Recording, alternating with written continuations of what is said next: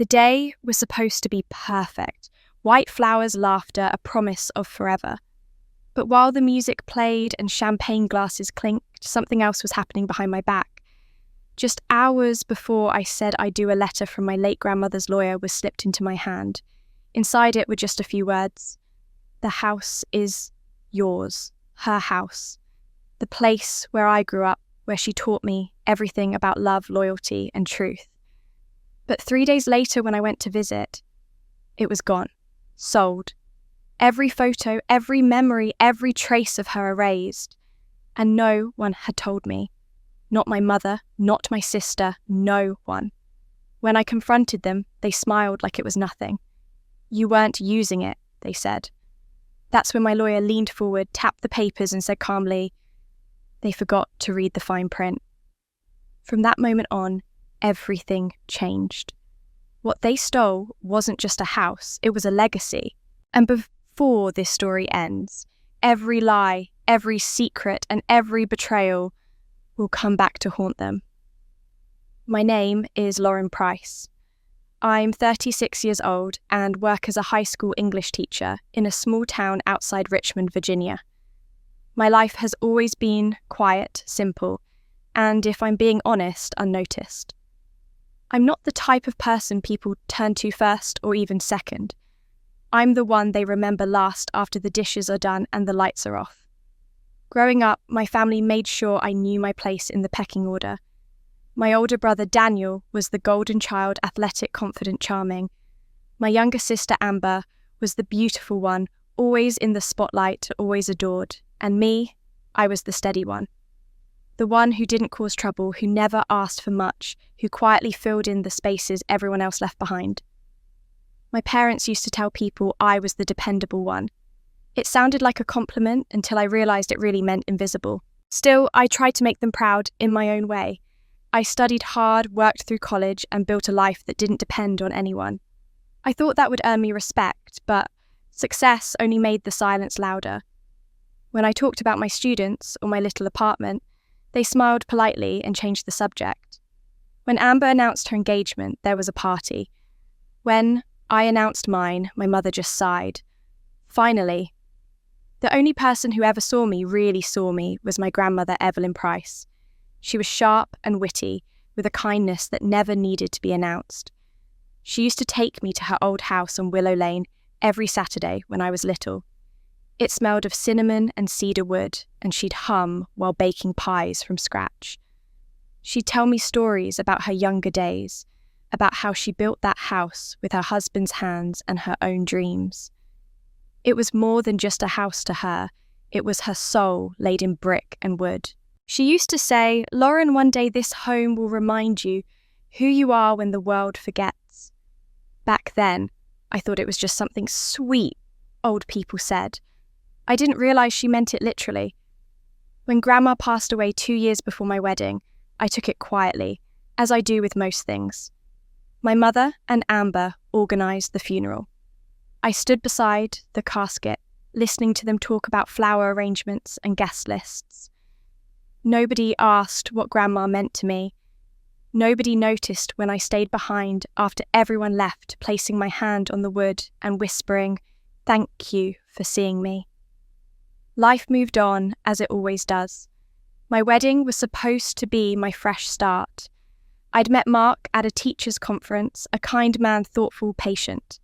He didn't come from money or social circles like my family prized, but he made me feel safe. I thought that would matter.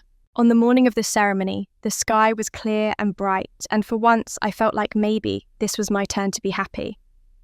The church was filled with faces, family, friends, people I hadn't seen in years.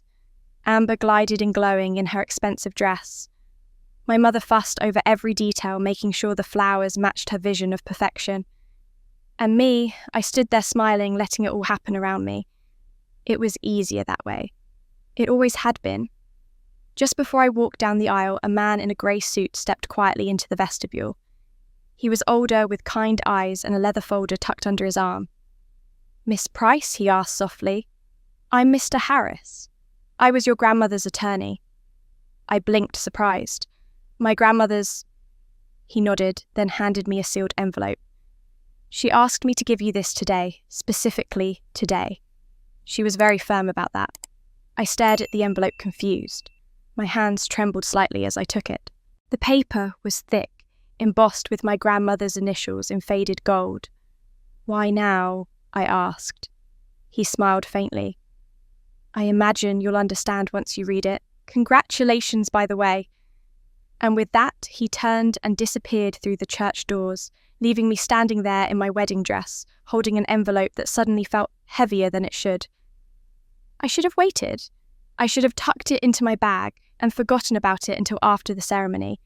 But something about it pulled at me, the way her handwriting looped across the front, the way it felt almost warm in my hand. I slipped a finger under the flap and carefully tore it open. Inside was a single sheet of paper. My grandmother's handwriting, shaky but familiar, filled the page. At the top were 5 simple words that stopped my breath cold. The house is yours, Lauren. I didn't understand it yet, not then, but that single sentence would unravel everything I thought I knew about family love and loyalty. And before the honeymoon was even over, it would tear my world apart. When I think back to that moment standing in the church hallway in my wedding dress with my grandmother's letter in my hands, I can still feel the weight of those words pressing into my heart. At the time, I didn't know what they meant. I only knew that I was holding something precious, something meant only for me. The noise of the wedding ceremony swirled around me, music. Starting my mother calling my name, bridesmaids whispering, but my world had gone still. Inside that envelope was more than just a piece of paper. It was a connection to the one person who had ever truly seen me. My grandmother's handwriting was faint, the ink trembling, as though written with the last of her strength. My dear Lauren, it began by the time you read this, I'll be gone. But I want you to know that I've left you something not because of duty or blood, but because you understood what this home meant. You are the only one who truly saw the heart of this house. I read those lines again and again, each word a small act of love reaching across time. Attached to the letter was a single folded document, a revised will. My name appeared at the top in bold print. The signature at the bottom was hers. I didn't read all the legal language right then, but I understood enough. The house, the land, everything tied to it had been left entirely to me, not to be shared, not to be divided, mine. I didn't feel triumph. I felt something deeper, quieter. My grandmother had believed in me so much that she had entrusted me with her most sacred place. I folded the papers back into the envelope and held it to my chest for a long moment before slipping it into my small clutch. When I finally walked down the aisle, the music was already halfway through the song. My father smiled stiffly, offering his arm as if I were a guest, not his daughter. The ceremony itself passed like a blur, the vows, the ring, the kiss. Everyone clapped, and I smiled because that's what you're supposed to do. But inside, I was still holding that letter, still hearing her voice saying, "You are the only one who truly saw the heart of this home." After the ceremony, I didn't tell anyone about it. Not Mark, not my mother, not even Amber. It wasn't out of secrecy, it was out of instinct. My family had a way of turning anything good into a reason for resentment.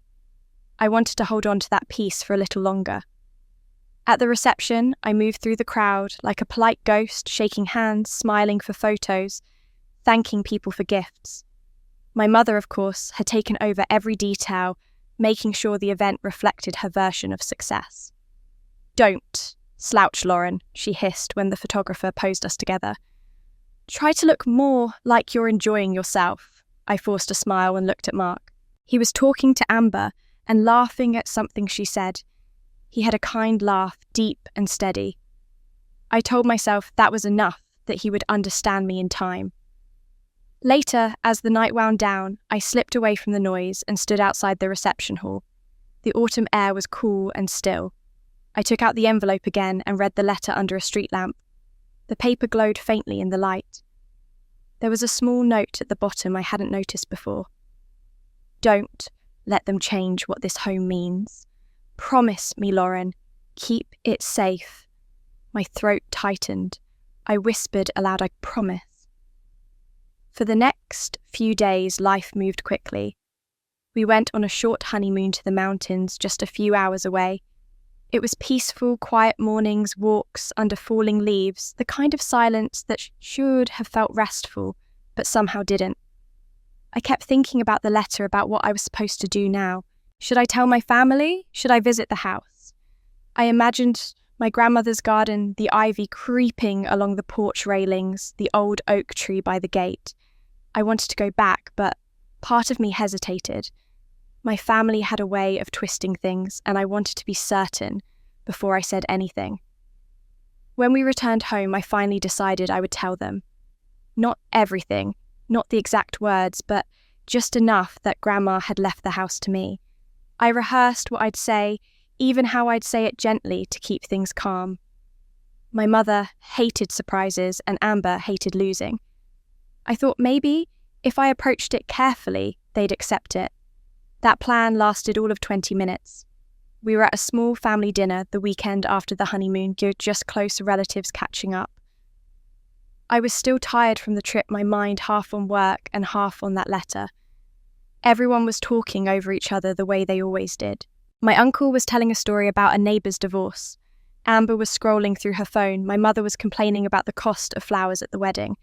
Then, my cousin Rachel, who lived out of state and always spoke without thinking, leaned across the table and said, "Oh, by the way, did you hear the old Willow Lane house finally sold last week?"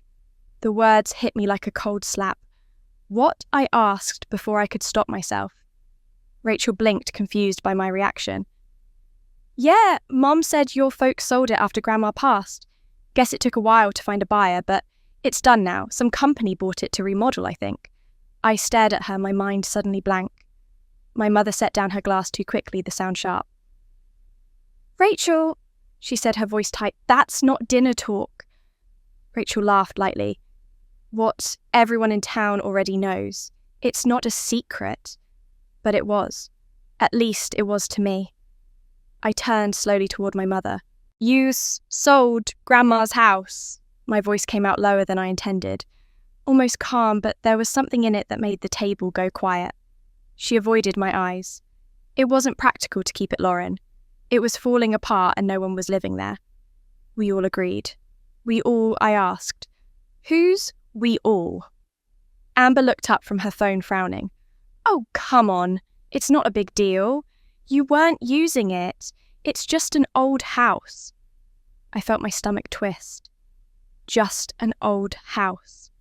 The house where my grandmother taught me how to bake, where we planted flowers in the spring, where she whispered stories about how love was built one brick at a time. Just an old house. I wanted to speak, to shout, but I couldn't. My hands were shaking under the table. My mother reached for her wine again and said lightly, "Don't look so upset, dear. We all benefited from the sale. It was for the best." For the best. I smiled tightly and said nothing. I excused myself after dessert, claiming a headache. But when I got home that night, I took out the letter again. My grandmother's words glowed under the lamplight, steady and certain. "You are the only one who truly saw the heart of this home." Now I understood what she meant and why she warned me to keep it safe. Because the people who should have protected her legacy had already sold it off like a piece of furniture. And something inside me, quiet all my life, began to stir. They thought it was over. They thought they could sell it and move on. But they hadn't read the fine print. Not yet. I didn't sleep that night. I sat at the kitchen table long after midnight, my grandmother's letter spread out in front of me, the words blurring and sharpening under the yellow light. My hands trembled each time I reread the phrase, "You are the only one who truly saw the heart of this home." I felt anger, but it wasn't loud or wild. It was steady, almost cold. My family had sold her house, my house using a will that was no longer valid. They hadn't even told me. It wasn't the money that broke me. It was the betrayal. The thought that the people who raised me could erase something sacred and never once think I deserved to know. By morning, the exhaustion had settled deep in my bones. Mark tried to make small talk over coffee, but I could barely answer. He didn't understand what had happened at dinner. Not really. I hadn't told him about the inheritance, not yet. I wasn't even sure how to start that conversation now that everything had gone wrong. I just told him I needed to run an errand, that it was about some unfinished family business. He nodded absently, already reading through his work emails. Outside, the sky was grey and low, the kind of day that felt like it was holding its breath. I drove to Willow Lane without thinking, my heart pounding harder the closer I got. The neighbourhood looked almost the same, except for one thing: the for sale sign that had been out front for years was gone. In its place stood a small white post with a fresh metal plaque. Sold. I stopped the car in the driveway and stared.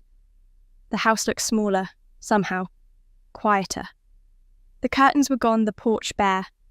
A moving truck idled near the curb, and a me in work clothes was stacking boxes near the steps. He glanced at me but didn't say anything. I wanted to tell him to stop, to leave everything just as it was, but I couldn't move. I sat there gripping the steering wheel until my fingers went numb. Finally, I got out and walked up the path. The man turned. "You must be the new owner," he said cheerfully. I shook my head. "No, this was my grandmother's house. Evelyn Price." "Oh," he said, his tone softening. "Sorry, I didn't know. The sale went through last week, I think. The new owners are sending someone tomorrow to start renovations." Renovations. The word cut like glass. I looked at the porch, the doorway, the front windows where Grandma used to sit with her tea. Soon, all of it would be gone. "Who handled the sale?" I asked. "Not sure," he said, shrugging. "You'd have to ask the realtor, but I think the papers said Price." That rang a bell. I didn't answer. I already knew. I walked around the house one last time. The rose bushes were dying brittle stems, twisting toward the ground. Grandma's wind chime hung broken on the porch, the pieces tangled together. I reached out and touched it, and the metal clinked softly. I whispered, "I'm sorry, though. I wasn't sure who I was apologising to, her or myself." When I got back to the car, I called the only person who might understand what had really happened. Mr. Harris picked up after 2 rings. "Lauren," he said, his voice calm and measured as always. "I was wondering when you'd call." "You knew?" I asked, my voice sharper than I intended. "You knew they sold it? I found out yesterday," he said. "I was hoping to reach you before they finalised the transfer. Unfortunately, it seems they moved quickly. They used the old will, didn't they?" "Yes, the version from 8 years ago, the one that split the estate evenly between your mother, your siblings, and you." He paused, then added, "They probably assumed it was still valid." My stomach tightened. "But it wasn't." "No," he said firmly. "The one your grandmother updated, the one she gave me 6 months before her death, is the only legal version. And in that, well, Lauren, she left the house entirely to you." I let out a shaky breath, staring at the empty yard. "So what happens now? Can I get it back?" "That depends," he said. "Technically, the sale was unauthorised, but it will take some paperwork to prove it, and some patience. They might fight it." I swallowed hard.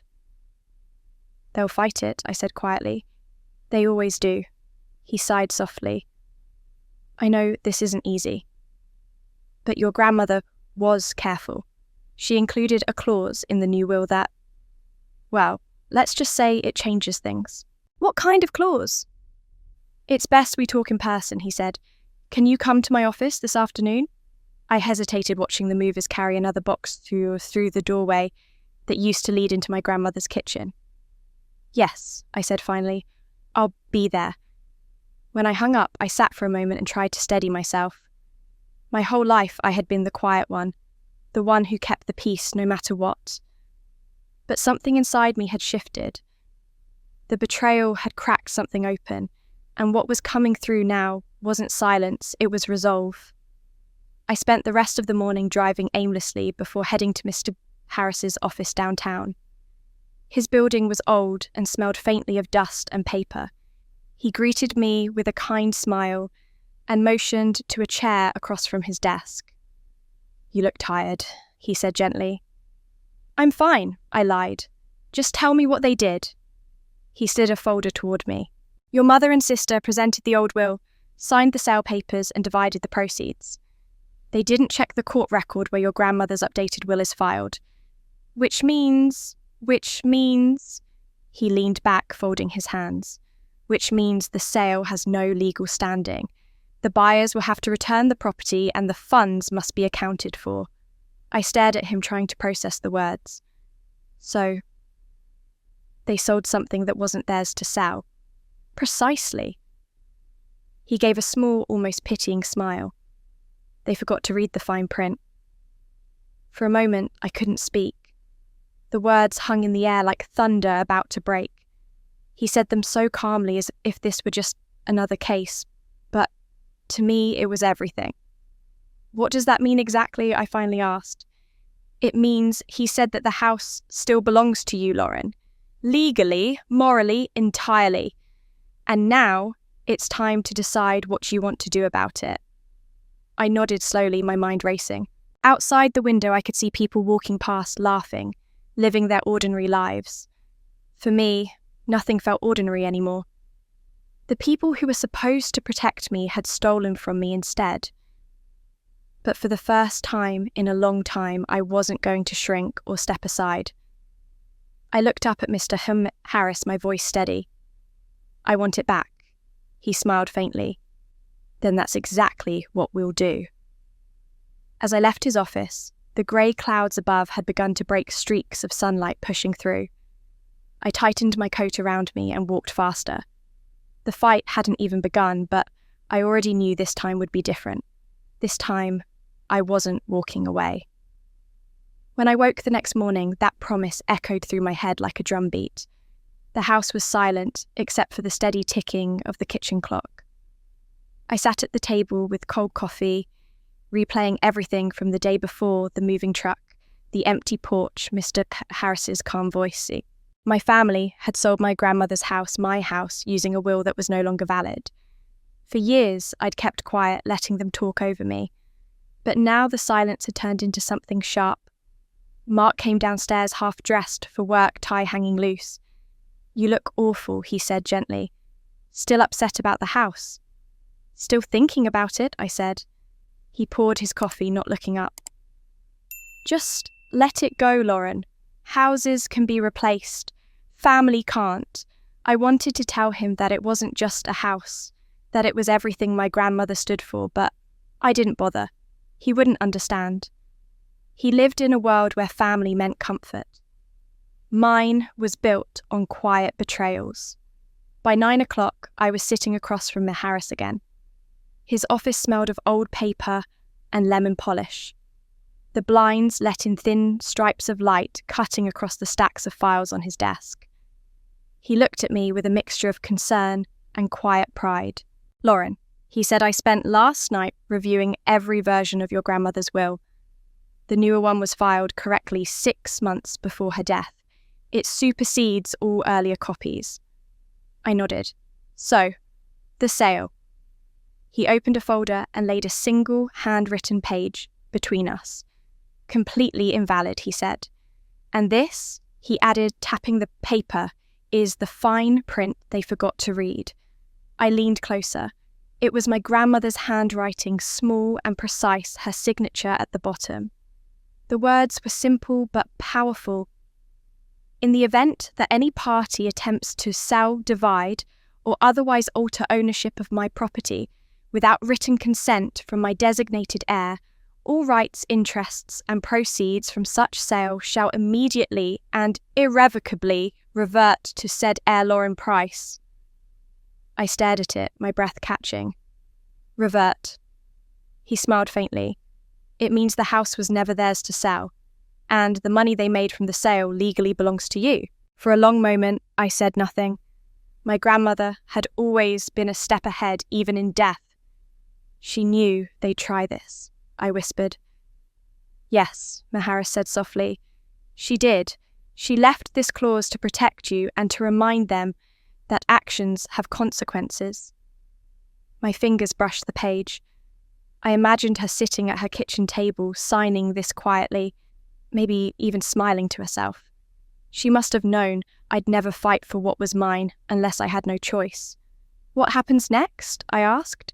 He folded his hands. "We'll file a petition to void the sale and demand restitution for all profits. Once the court recognises the codicil ownership will revert to you immediately. I took a deep breath. And they'll have to give back the money. Yes, every cent. I almost laughed, but it wasn't amusement, it was disbelief. They sold something that didn't belong to them. Exactly, he said. And you have the right to reclaim what's yours. But Lauren, this will get ugly. Are you ready for that? I thought of my mother's careful smile, Amber's dismissive tone. All my life they told me to stay quiet, to be grateful for what little space I was given. I met his eyes. Yes, I said. I'm ready. He smiled. Good. Your grandmother would be proud. After signing a few documents, I left the office and drove without thinking to Willow Lane. The rain had started again, soft and steady. The sold sign glistened on the lawn. I parked across the street, gripping the steering wheel as I stared at the house. Even stripped bare, it still felt alive. I stepped out, the wet air cool against my face, and walked up to the porch. The boards creaked beneath me, the same sound they'd made when I was a child. I rested my hand on the door. I'm bringing you home, I whispered. My phone buzzed in my pocket. A text from Mark Dinner with my mum at 7. Don't be late. I stared at the screen for a long moment before replying, can't. Something important came up. Driving home, I felt something shift inside me, not anger exactly, but clarity. I wasn't the quiet girl anymore. I wasn't the one they could overlook. I had the law, the truth, and my grandmother's will behind me. For once, I wasn't asking to be seen. I was demanding it. That night, I spread every document across my desk, the will, the codicil, my notes from Mr. Fenster Harris. I studied each line like it was a story I had to learn by heart. The legal words felt cold, but behind them I heard her voice again. Keep it safe. I wrote out a list of everything I needed to do, collect evidence of the sale contact, the realtor document every message and bank transaction I could trace. Each word on the page steadied me. It was almost like grading essays again, methodical, precise. But this time the subject was justice. By midnight, my eyes burned from reading. I turned off the lamp and looked out the window. The rain had stopped and the street shimmered in the glow of the streetlights. In the glass, I saw my reflection, tired but determined, no longer invisible. For the first time, I saw not just a woman who had been wronged, but one who was finally ready to fight back. I whispered to the quiet room, my voice steady and certain. It's time they learn who they're dealing with. Those words echoed in my mind for days. Every time I replayed my family's laughter at that dinner, the anger inside me hardened into something cold and steady. Then, on a quiet Thursday afternoon, I heard from a neighbour that my mother was hosting a family dinner that weekend. They're celebrating, she said. Apparently, the house sold faster than expected. I thanked her, hung up, and sat there for a long time. I hadn't been invited, of course, but maybe that was exactly the point. The night of the dinner, I parked 2 houses down from my mother's place. The driveway was lined with cars, the porch light glowing warm and golden. Inside, I could hear faint laughter and the clink of glasses. My family had always been good at pretending. Pretending we were close. Pretending betrayal was just practicality. I took a deep breath, smoothed my coat, and tucked the envelope containing Grandma's will into my bag. When I stepped through the front door without knocking, the room fell silent. My mother stood by the table, a wine glass in her hand. Amber leaned against the counter, perfectly dressed, as always a glass of champagne halfway to her lips. My brother froze, mid-bite, his fork suspended in the air. "Lauren, my mother," said her voice tight. "We weren't expecting you." "I know," I said. "That's why I came." Amber smirked. "Well, this is a surprise. You look serious. What's wrong now?" I took a few steps forward, glancing at the table. The silverware gleamed, candles flickered, and a large bottle of champagne sat chilling in the centre. "I heard there was something to celebrate." My mother set down her glass. "We were just having a small family dinner." "You could have called. You mean a dinner to celebrate selling Grandma's house?" I said quietly. Amber rolled her eyes. "Oh, please, that house was a burden. It's better this way. Everyone benefits. Everyone, I repeated. Funny, I don't remember agreeing to that. My mother sighed. Lauren, don't make this harder than it needs to be. We all agreed it was for the best. I looked around the table. No one even told me it was happening. Amber crossed her arms, her voice dripping with condescension. You didn't care about that house anyway. Grandma barely mentioned you in the will. I met her gaze. You're right, in the old will she didn't. I reached into my bag, pulled out the envelope and set it on the table. But this is the one she left behind. My mother's eyes widened slightly. Lauren, what are you talking about? The new will, I said. Filed 6 months before she died. The one that names me as the sole heir to the Willow Lane house. Amber laughed sharp and dismissive. Oh, come on. You expect us to believe that you've always wanted attention, Lauren, and this is your grand performance. I stayed calm. This isn't about attention. It's about truth. I pushed the envelope toward her. Read it. She hesitated, then snatched the papers out. Her eyes darted across the lines, her smirk fading with every sentence. This is nonsense, she said finally, her voice rising. You can't just show up with a piece of paper and expect us to... It's legal, I interrupted. Signed, witnessed and filed properly. And there's a clause you missed the fine print. I turned to my mother. If anyone sold the house without my written consent, the sale is void. All rights and profits revert to me. My mother's face drained a colour. That's impossible. Amber looked from her to me, her expression hardening. You forged this. I don't care what lawyer you hired. Grandma wasn't in her right mind when she wrote that. She was, I said evenly. And her lawyer, Mr. Harris, will confirm every word. The silence that followed was thick. My mother sank slowly into a chair. My brother stared at his plate, saying nothing. Amber's breathing quickened and she slammed the papers back onto the table. You've really lost it, Lauren. You're going to drag your own family into court over an old house. I took a deep breath. You didn't just sell a house. You sold part of her life, her memories, her love. And you did it without a word. Amber's lips curled. You were always so dramatic. You think you're the only one Grandma cared about. No, I said softly, but I was the only one who listened to her. For a moment, no one spoke. The air felt heavy pressing against my chest. My mother's voice trembled when she finally spoke. Lauren, please, don't do this. Don't destroy what's left of this family. I met her eyes. I'm not destroying it. I'm just not letting you destroy me anymore. Amber laughed brittle and high. You think you're some kind of hero? You've always been the quiet one, the easy one. You don't have it in you to fight us. I stood a little taller. You're right. I used to be quiet, but not anymore. I gathered the papers, slid them back into the envelope and tucked it into my bag. The anger I felt wasn't fiery, it was calm, controlled, absolute. I looked around the table at the faces I'd grown up with, the same faces that had looked through me for years. I'm not asking for your approval, I said, my voice steady. I'm not even asking for an apology. I'm just letting you know what comes next. Amber narrowed her eyes. And what's that supposed to mean? I met her gaze. My tone quiet but firm. It means I'll see you all in court. The room went still.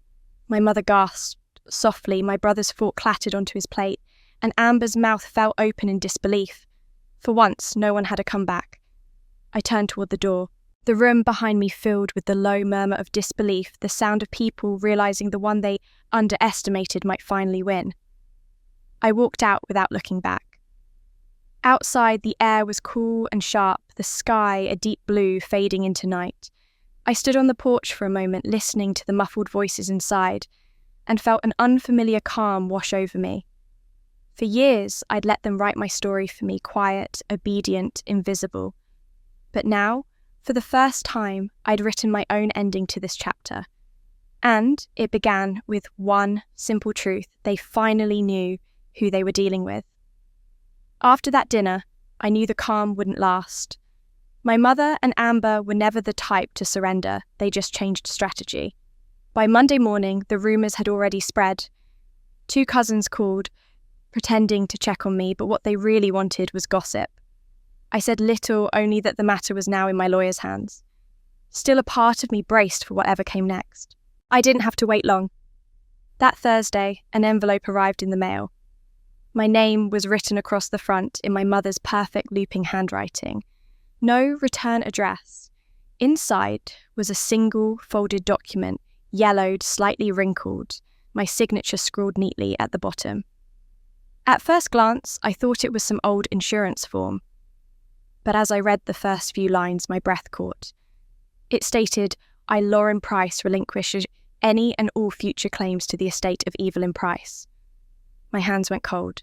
I didn't remember signing anything like that, but the date at the bottom, 1 week after my grandmother's funeral, made my stomach twist. That week had been a blur of tears, arguments, and papers my family had pushed in front of me. I'd signed everything they handed me just to get through it. I drove straight to Mr. Harris's office. He examined the paper carefully, eyes narrowing behind his glasses. "You recognise the signature?" he asked. "Yes," I said, "but I don't remember signing this. It's dated shortly after your grandmother's death. Do you recall your family asking you to sign anything?" Then I tried to think. My mother said there were forms for closing Grandma's accounts. I didn't question it. He nodded slowly. "I see. This, I'm afraid, is their next move." "What do you mean, they'll claim this document proves you renounced your inheritance?" he explained. "They'll use it to challenge your case and discredit you." I felt a hollow ache in my chest. "Can they do that legally?" he said, shaking his head. "No. It's worthless. There's no notarization, no legal filing, and the will overrides any informal statement. But emotionally, it's dangerous. They're trying to make you look greedy and dishonest." I leaned back in the chair, the weight of it settling on me. "They're trying to turn me into the villain." He nodded. "Exactly. But remember, this doesn't change the law, only the narrative. And the truth is on your side." Still, that night I couldn't stop thinking about it. When I told Mark, he sighed heavily. "Maybe they're right," he said softly. "Maybe you should just drop it." I turned to him stunned. "You think I should give up my grandmother's house because they forged a paper? I just think it's not worth tearing your family apart over." I stared at him. "Mark, they did that themselves."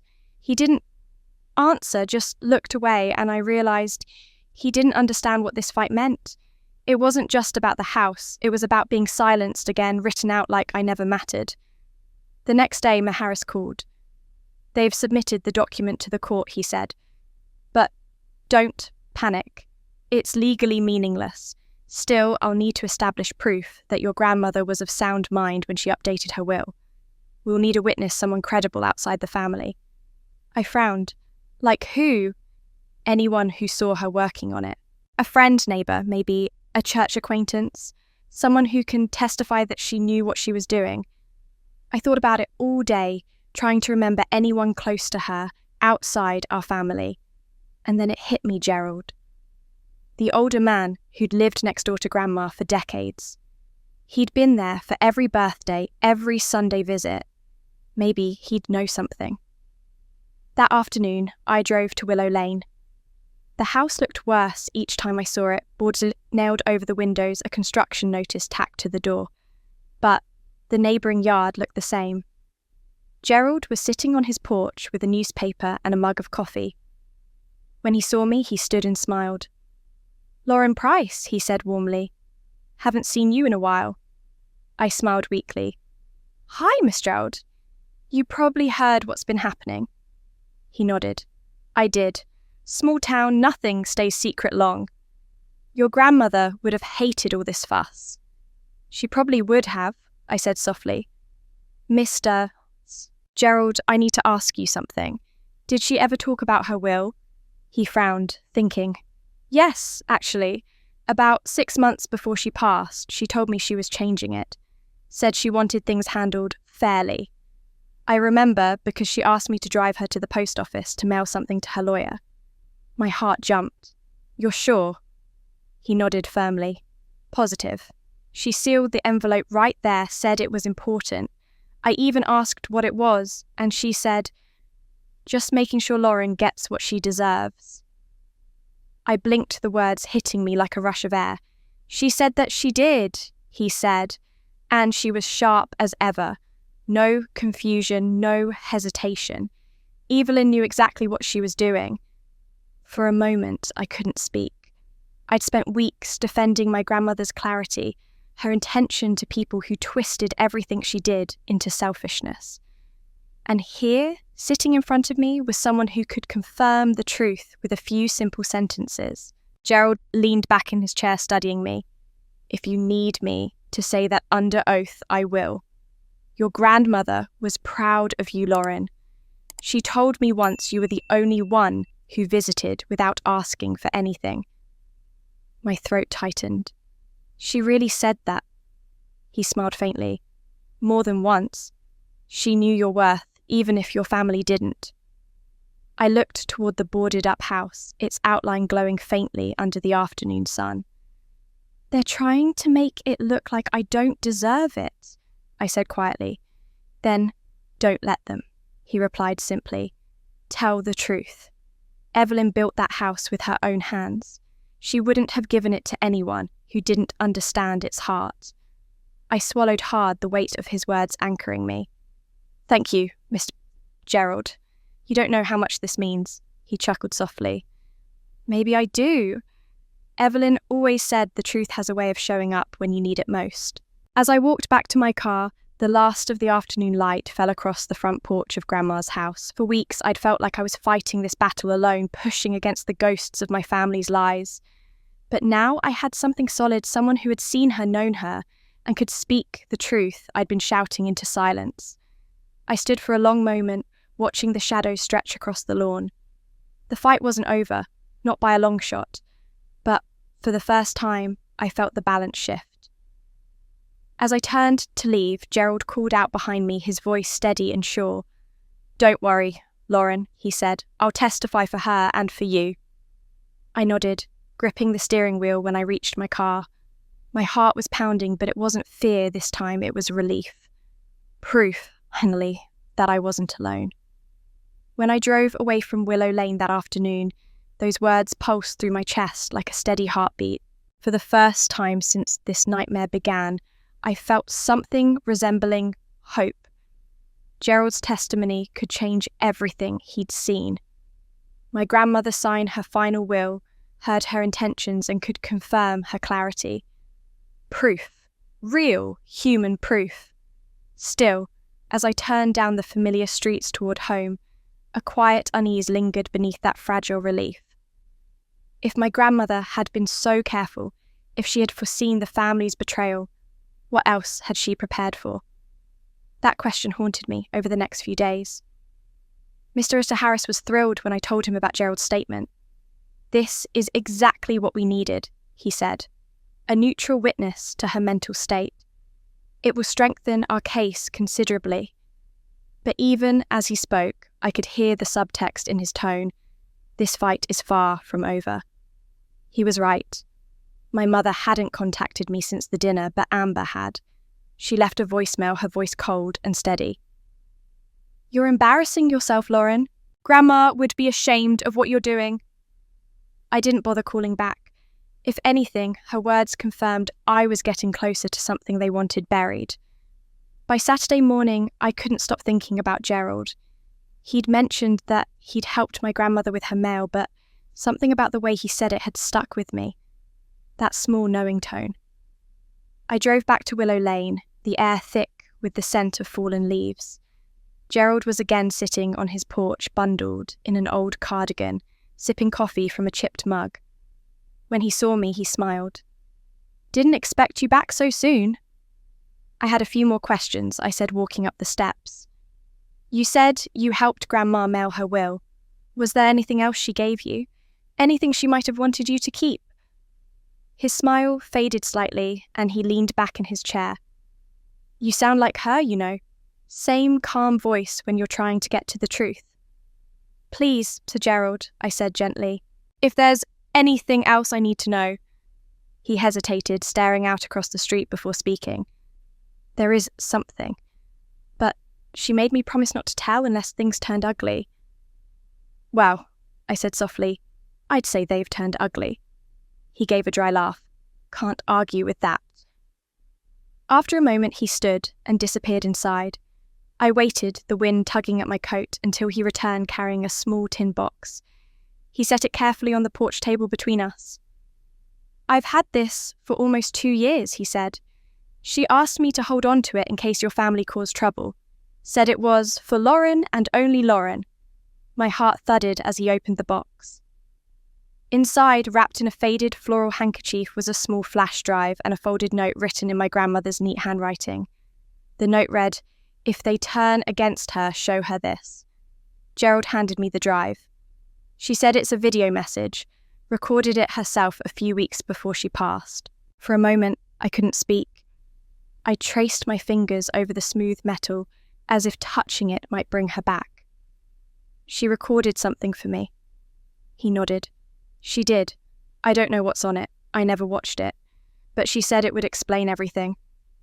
I looked up at him, emotion tightening my throat. Thank you, Gerald. You have no idea what this means. I think I do, he said softly. Evelyn was sharp to the end. She saw things coming before most folks did. She told me once, they'll smile in her face and steal from her behind her back. So I'll leave her something they can't touch. His words hit me like a quiet revelation. My grandmother hadn't just trusted me with her home. She had prepared for this exact moment. For their betrayal. For my strength. For truth. I thanked him again, promising to keep him updated, and drove straight home. My hands trembled as I slid the flash drive into my laptop. The screen flickered for a moment, and then her face appeared. My grandmother sitting in her favourite chair by the window, sunlight pooling on her lap. My breath caught. She looked frailer than I remembered, but her eyes were bright and clear. "Hello, my darling girl," she began, her voice steady but gentle. "If you're watching this, I suppose things have gone just the way I feared. You always tried to see the good in everyone, even when they didn't deserve it. I admire that about you, but there comes a time when goodness needs to be guarded by strength." I covered my mouth, trying not to cry. She paused, as if choosing her words carefully. "Your mother and sister mean well in their own way, but they love appearances more than truth. I couldn't trust them with what truly mattered. That house, our house, is not just a building, Lauren. It's a memory of every lesson, every sacrifice, every moment that shaped us. I left it to you because you understood that, because you saw its heart." She leaned closer to the camera. "I know they'll try to take it from you, but I also know you better than they do. You're stronger than you think, and if this day comes, if they betray you, remember I planned for that too." I froze, my heart hammering. "Planned for it," she said again, smiling faintly. "Mr. Harris has everything he needs to protect you. And Gerald, dear Gerald, knows what to do. You're not alone, my love. You never will be." The screen went black. For several long seconds, I just sat there staring at the dark reflection of my face in the monitor. Tears blurred my vision, but underneath the ache was something else resolve. She had known. She had seen all of this coming and still believed I'd find my strength. I closed the laptop and pressed my palms together, whispering, "Thank you, Grandma."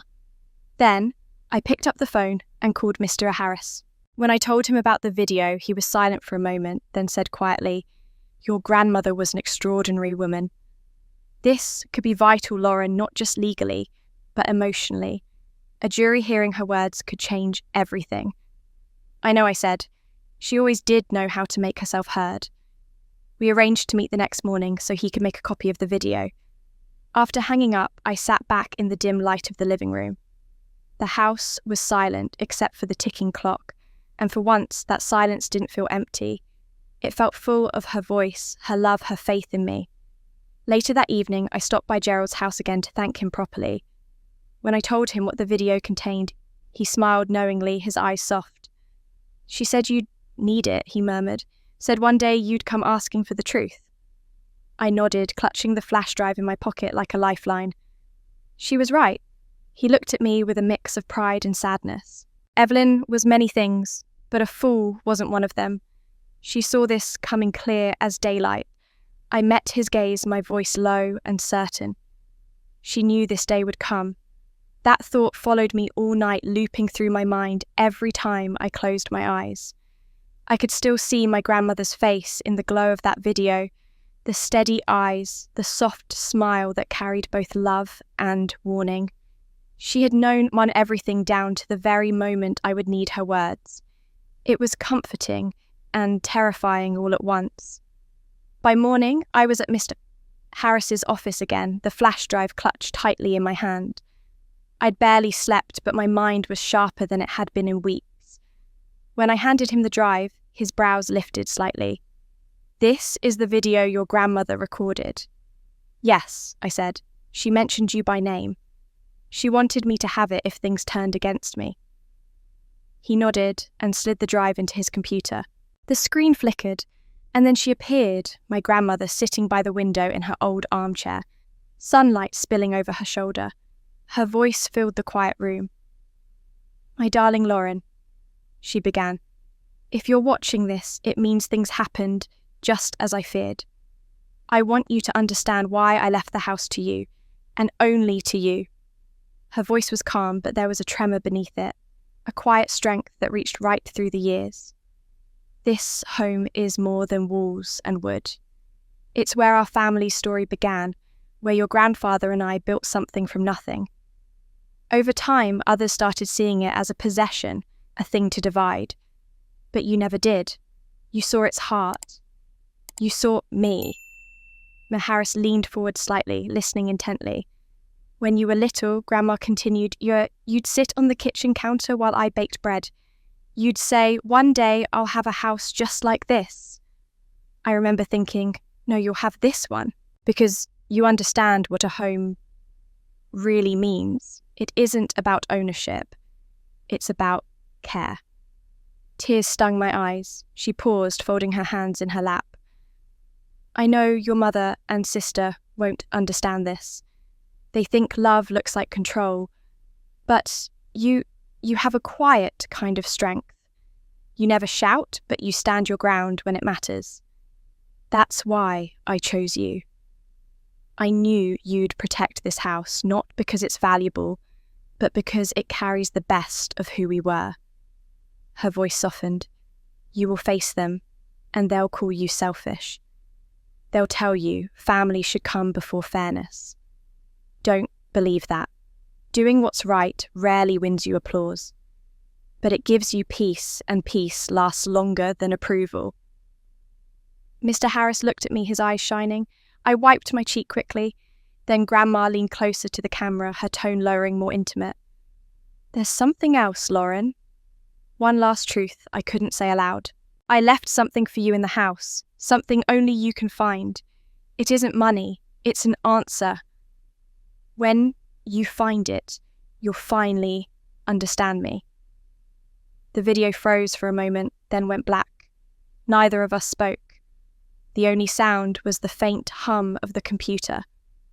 I felt my heartbeat at my throat. Mr. Harris broke the silence first. This is remarkable, Lauren. It's clear, heartfelt, and legally significant. It establishes her intent and her faith in your moral character. A jury hearing her voice would feel her conviction. But I wasn't listening anymore. My grandmother's last words echoed inside me. One last truth. In the house. What could she have meant? I asked softly. He tapped his pen thoughtfully. Given her nature, probably something symbolic, a letter, a note, maybe documents she didn't trust others to handle. She seemed like someone who planned carefully. I nodded slowly. She was. Everything she did had purpose. Mr. Harris closed his notebook. If you decide to return to the house, be cautious. It's still under dispute, but if there's something she left behind, it might be the final piece of this puzzle. I promised to keep him informed and left the office. Outside, the sky was pale and overcast. I drove straight to Willow Lane, the road lined with red and gold leaves that swirled across my windshield. The house came into view like a ghost, boarded windows, overgrown yard, the faint outline of what once was home. I parked by the gate and stood there for a long time, the cool wind tugging at my hair. Then I whispered, "All right, Grandma, I'm here." The door creaked when I pushed it open. The air inside was still and dry, filled with the faint scent of cedar and dust. My footsteps echoed softly as I walked from room to room. Everything was empty, yet every space held a memory. The piano by the window, the old rug worn down to threads, the faint stains on the kitchen counters from years of baking. I started searching quietly, methodically, the way she had taught me to find things as a child. Look not where it should be, but where it might be. I checked the drawers, under floorboards, even behind the picture frame stacked in the hallway. Nothing. After an hour, I stood in the living room, discouraged.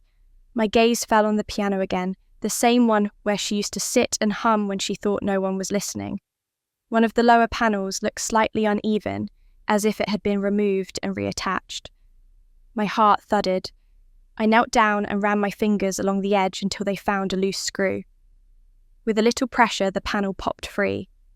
Inside was a small envelope wrapped in a blue ribbon, her handwriting across the front. "For Lauren, when the time is right." I froze. My breath came shallow and quick. My fingers trembled as I held it, feeling the fragile weight of it in my hands. I didn't open it right away. Somehow, I knew it wasn't just paper. It was something larger, something final.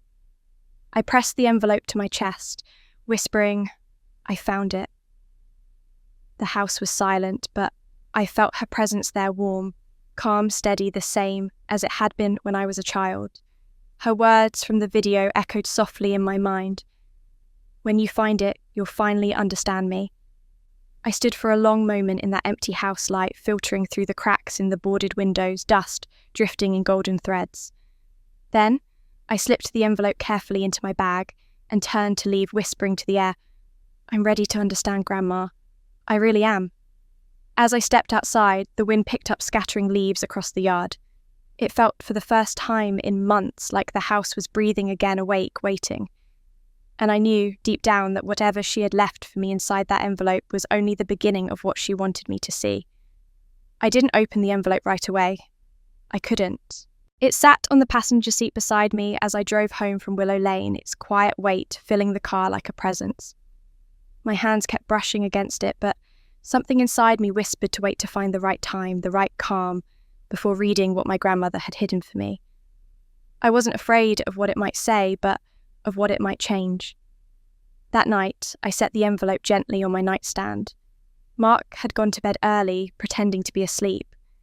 He'd stopped asking about the case altogether, as if the silence could protect him from the discomfort of being caught between loyalty and fear. I didn't blame him, I just didn't depend on him anymore. The next morning, as I was making coffee, my phone rang. It was Gerald. "Lauren," he said, his tone careful, "I found something you should know. About the house." I straightened. "What is it?" "I've been looking through some old mail Evelyn left in my care letters from the city council. Did you know they've been reviewing your grandmother's house for historic designation before she passed?" I froze. Jan's for historic designation number. She never mentioned that. She wouldn't have wanted to until it was official, Gerald said. The process takes time. Inspections, community review, all that. If approved, it would have made the property untouchable. No one could have sold or altered it without special permission. I gripped the phone tighter. "Are you saying they knew about it?" "I think so," he said grimly. "The notice would have gone to your grandmother's mailing address. Your mother's house after the funeral. That means your family saw it." I felt my chest tighten. So they knew if the house became a landmark, they couldn't sell it. Exactly, Gerald said. They didn't just sell out of convenience, Lauren. They sold fast before the city could approve the designation. It was deliberate. The truth hit me in slow, heavy waves. All this time I had thought the betrayal was personal, a spiteful act driven by resentment and greed. But this wasn't impulsive. It was planned, cold, efficient. Gerald continued, his voice steady but laced with anger. Your grandmother worked hard to have that house recognised. She wanted it preserved, not demolished. The application papers are dated just 2 months before she passed. I sank into a chair, my free hand trembling. She was trying to protect it, and they sold it to stop that from happening. That's what it looks like, he said quietly. They didn't just steal from you, Lauren. They stole your grandmother's legacy. The words hit harder than I expected. I stared at the window, the sunlight suddenly too bright. All at once, I saw the full picture, the rush to sow the secrecy, the lies. My mother's talk of burdens and responsibility had been nothing more than cover. They hadn't sold the house out of practicality. They had done it before it became something they couldn't touch. I whispered more to myself than to him. She must have known. That's why she left the fine print. That's why she left the video. Evelyn always knew more than she let on, Gerald said, and she trusted you to put the pieces together. When I hung up my coffee, sat untouched, growing cold, I picked up the envelope from my nightstand, running my fingers across the smooth paper. My grandmother's handwriting looked softer now, almost kind despite the truth it held. I opened it carefully, the paper crackling slightly as I unfolded it. Inside was a short letter written in her familiar steady script. My dearest Lauren, if you found this, then what I feared most has come to pass. I knew they would not see the value in what we built. That house holds the story of our family, the good and the bad, and I wanted it preserved so the truth would remain long after we're gone. I filed the application for historic protection, but I suspect they'll try to stop it. If they do, you must finish what I started. Do not let them erase where we came from. Remember, homes can be rebuilt, but legacies cannot.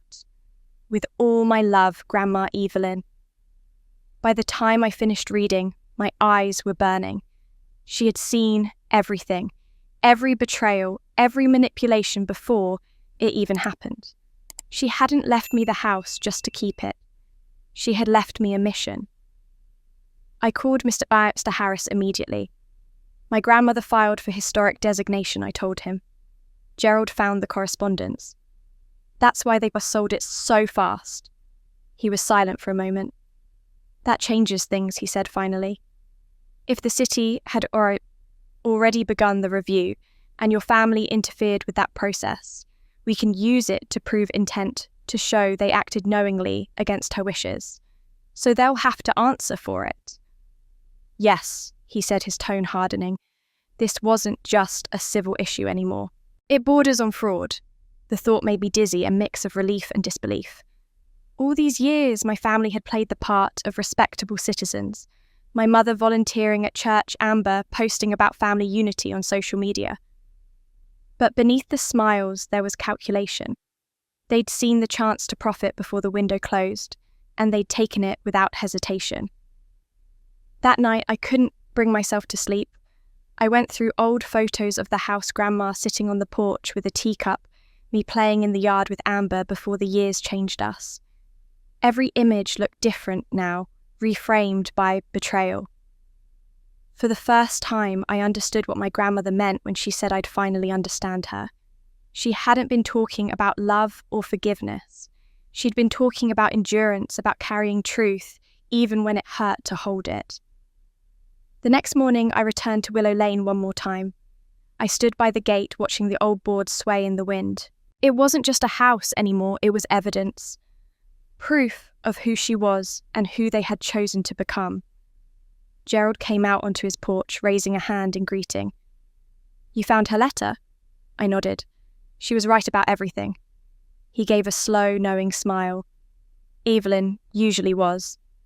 I looked back at the house, my resolve settling into something solid and unshakable. Then I'll finish what she started, I said quietly. He nodded approvingly. That's what she'd want.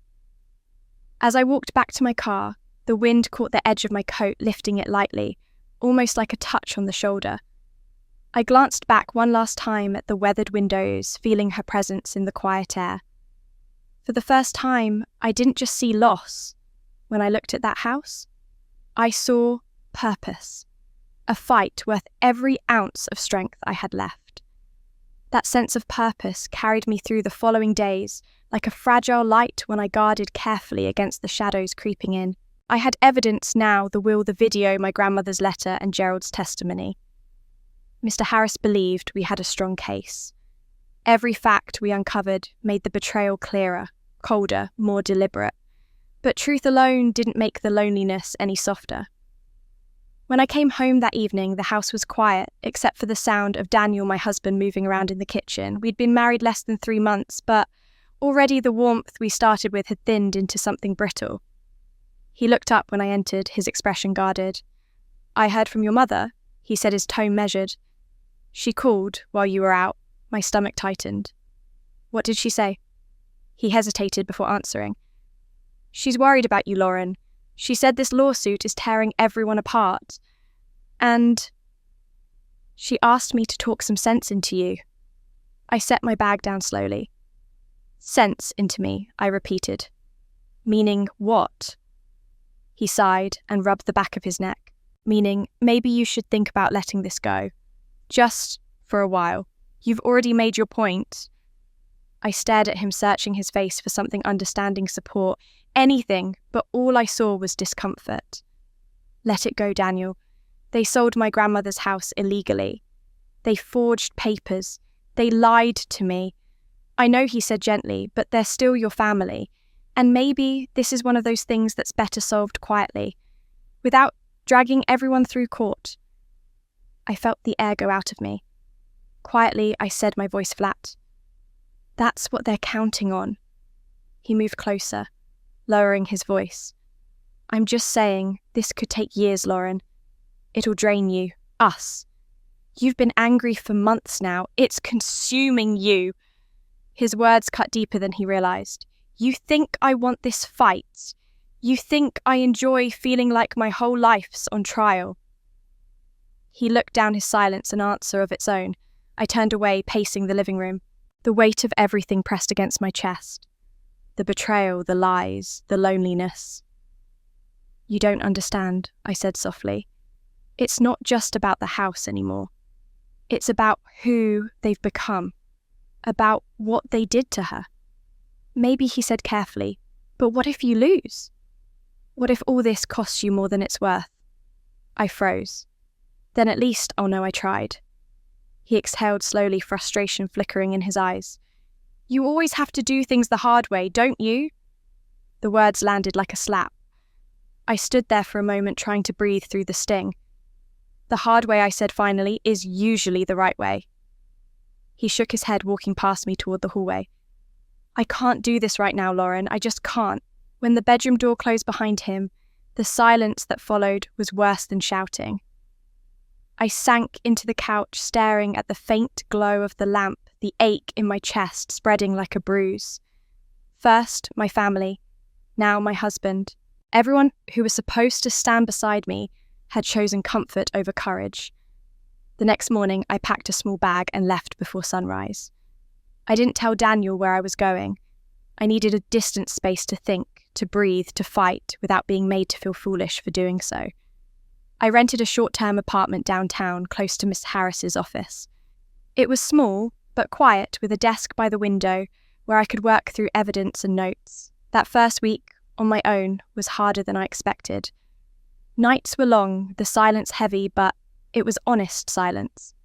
I didn't have to pretend anymore. I spent my days meeting with Mr. Harris, organising documents, and visiting the county records office.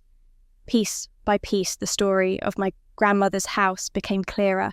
Every letter, every false signature, every bank record, another crack in the illusion my family had built. Amber tried calling once. I didn't answer. The next day, she left a message, "Lauren, you're making a fool of yourself. Mum's health is suffering because of this. Is that what you want, to destroy your family's reputation?" I deleted it without listening further. They were still trying to make me the villain. That evening, as rain streaked down the window, I pulled out my grandmother's letter again. Her handwriting had always been steady, each word shaped with care. Do not let them erase where we came from. The words grounded me. It was like she was sitting across from me, reminding me that some fights are worth the pain. The loneliness still hurt, though. Some nights I'd find myself reaching for my phone, half expecting Daniel to call to say he'd changed his mind, that he understood. But he didn't. Not once. And in that silence, I realized the truth. I'd been avoiding the man I married, loved peace more than he loved truth. A few days later, Mr. Harris and I reviewed our growing pile of evidence. He looked impressed. You've done your homework, he said.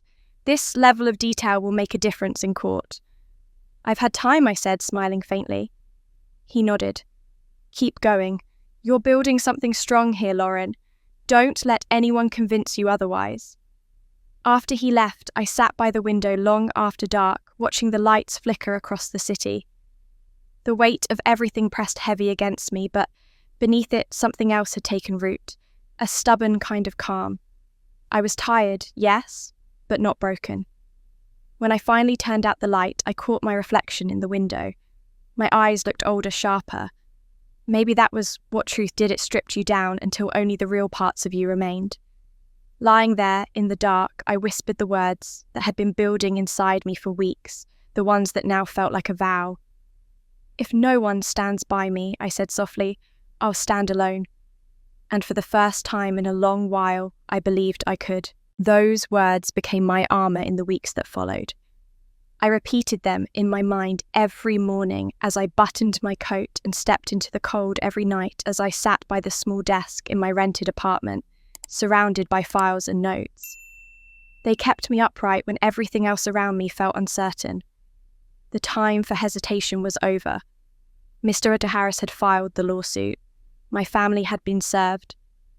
The case of Price versus Price et al. Was officially on record. The first time I saw my mother and Amber after the summons was in the courthouse hallway. They arrived flanked by a tall man in a grey suit with slicked back hair and the confident smirk of someone who'd made a career out of tearing people apart. His name was Randall Cole, their new attorney. He shook Mr. Harris's hand with a kind of forced politeness, then turned to me with a smile that didn't reach his eyes. Miss Price, he said smoothly, I must say this is quite the family affair. I do hope you're ready for what comes next. His tone was almost playful, but I could feel the intent behind it, a warning dressed up as charm. I met his gaze evenly. I've been ready for a long time. Amber scoffed quietly beside him, her arms crossed. We'll see how long that lasts, she muttered. My mother didn't speak at all. She just stared past me as if looking directly at me might somehow make her complicit in what she'd done. Inside the courtroom, everything felt sterile and too bright. The sound of shuffling papers, the scrape of chairs, the murmurs of strangers, it all blurred into a low hum. When the judge called the session to order, my pulse thrummed in my ears.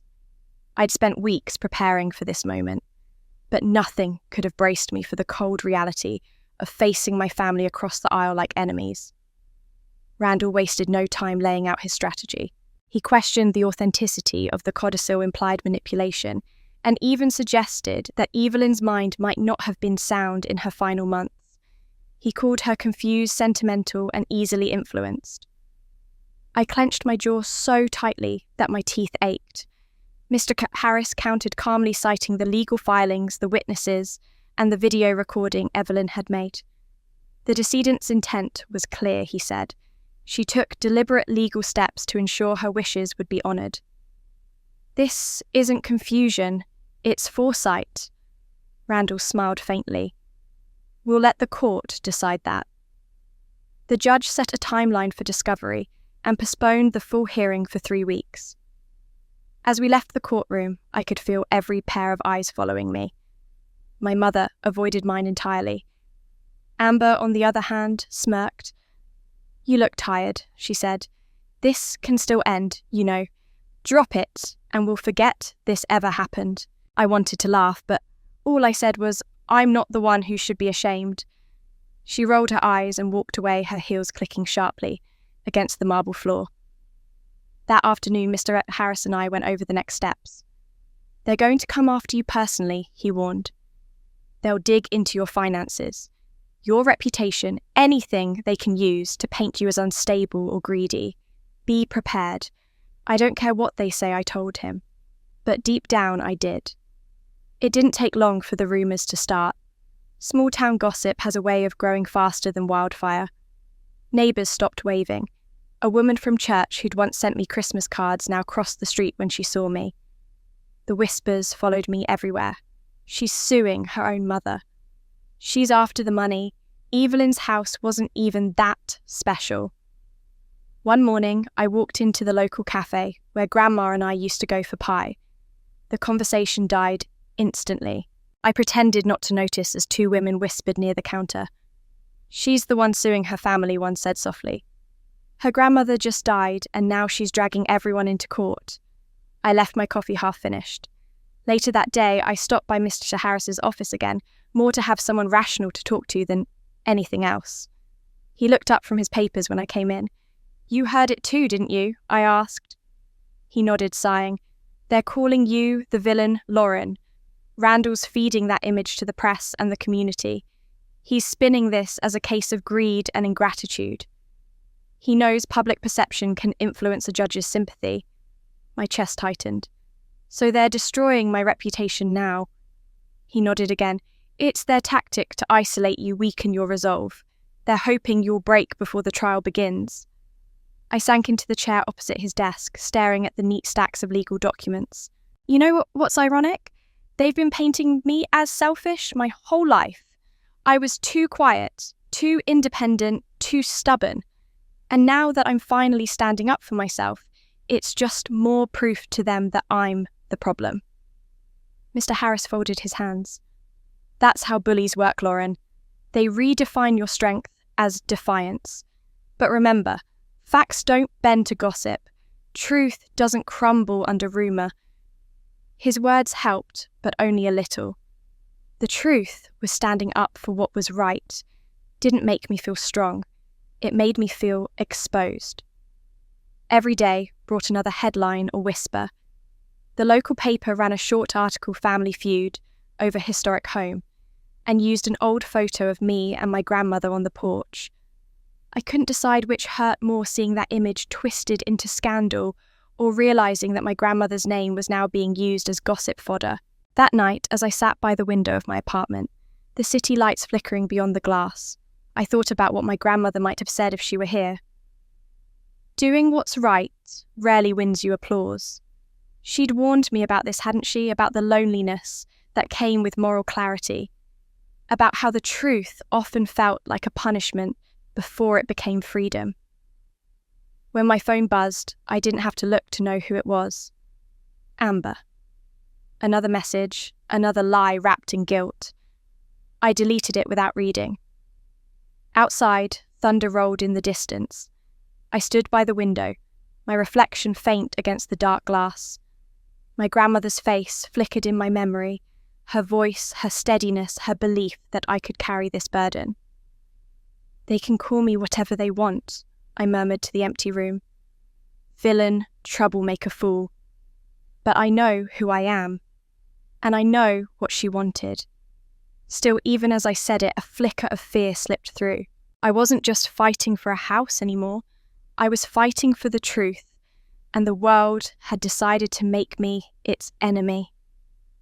When I woke the morning of the next hearing, that thought stayed with me, heavy, but steady like armour.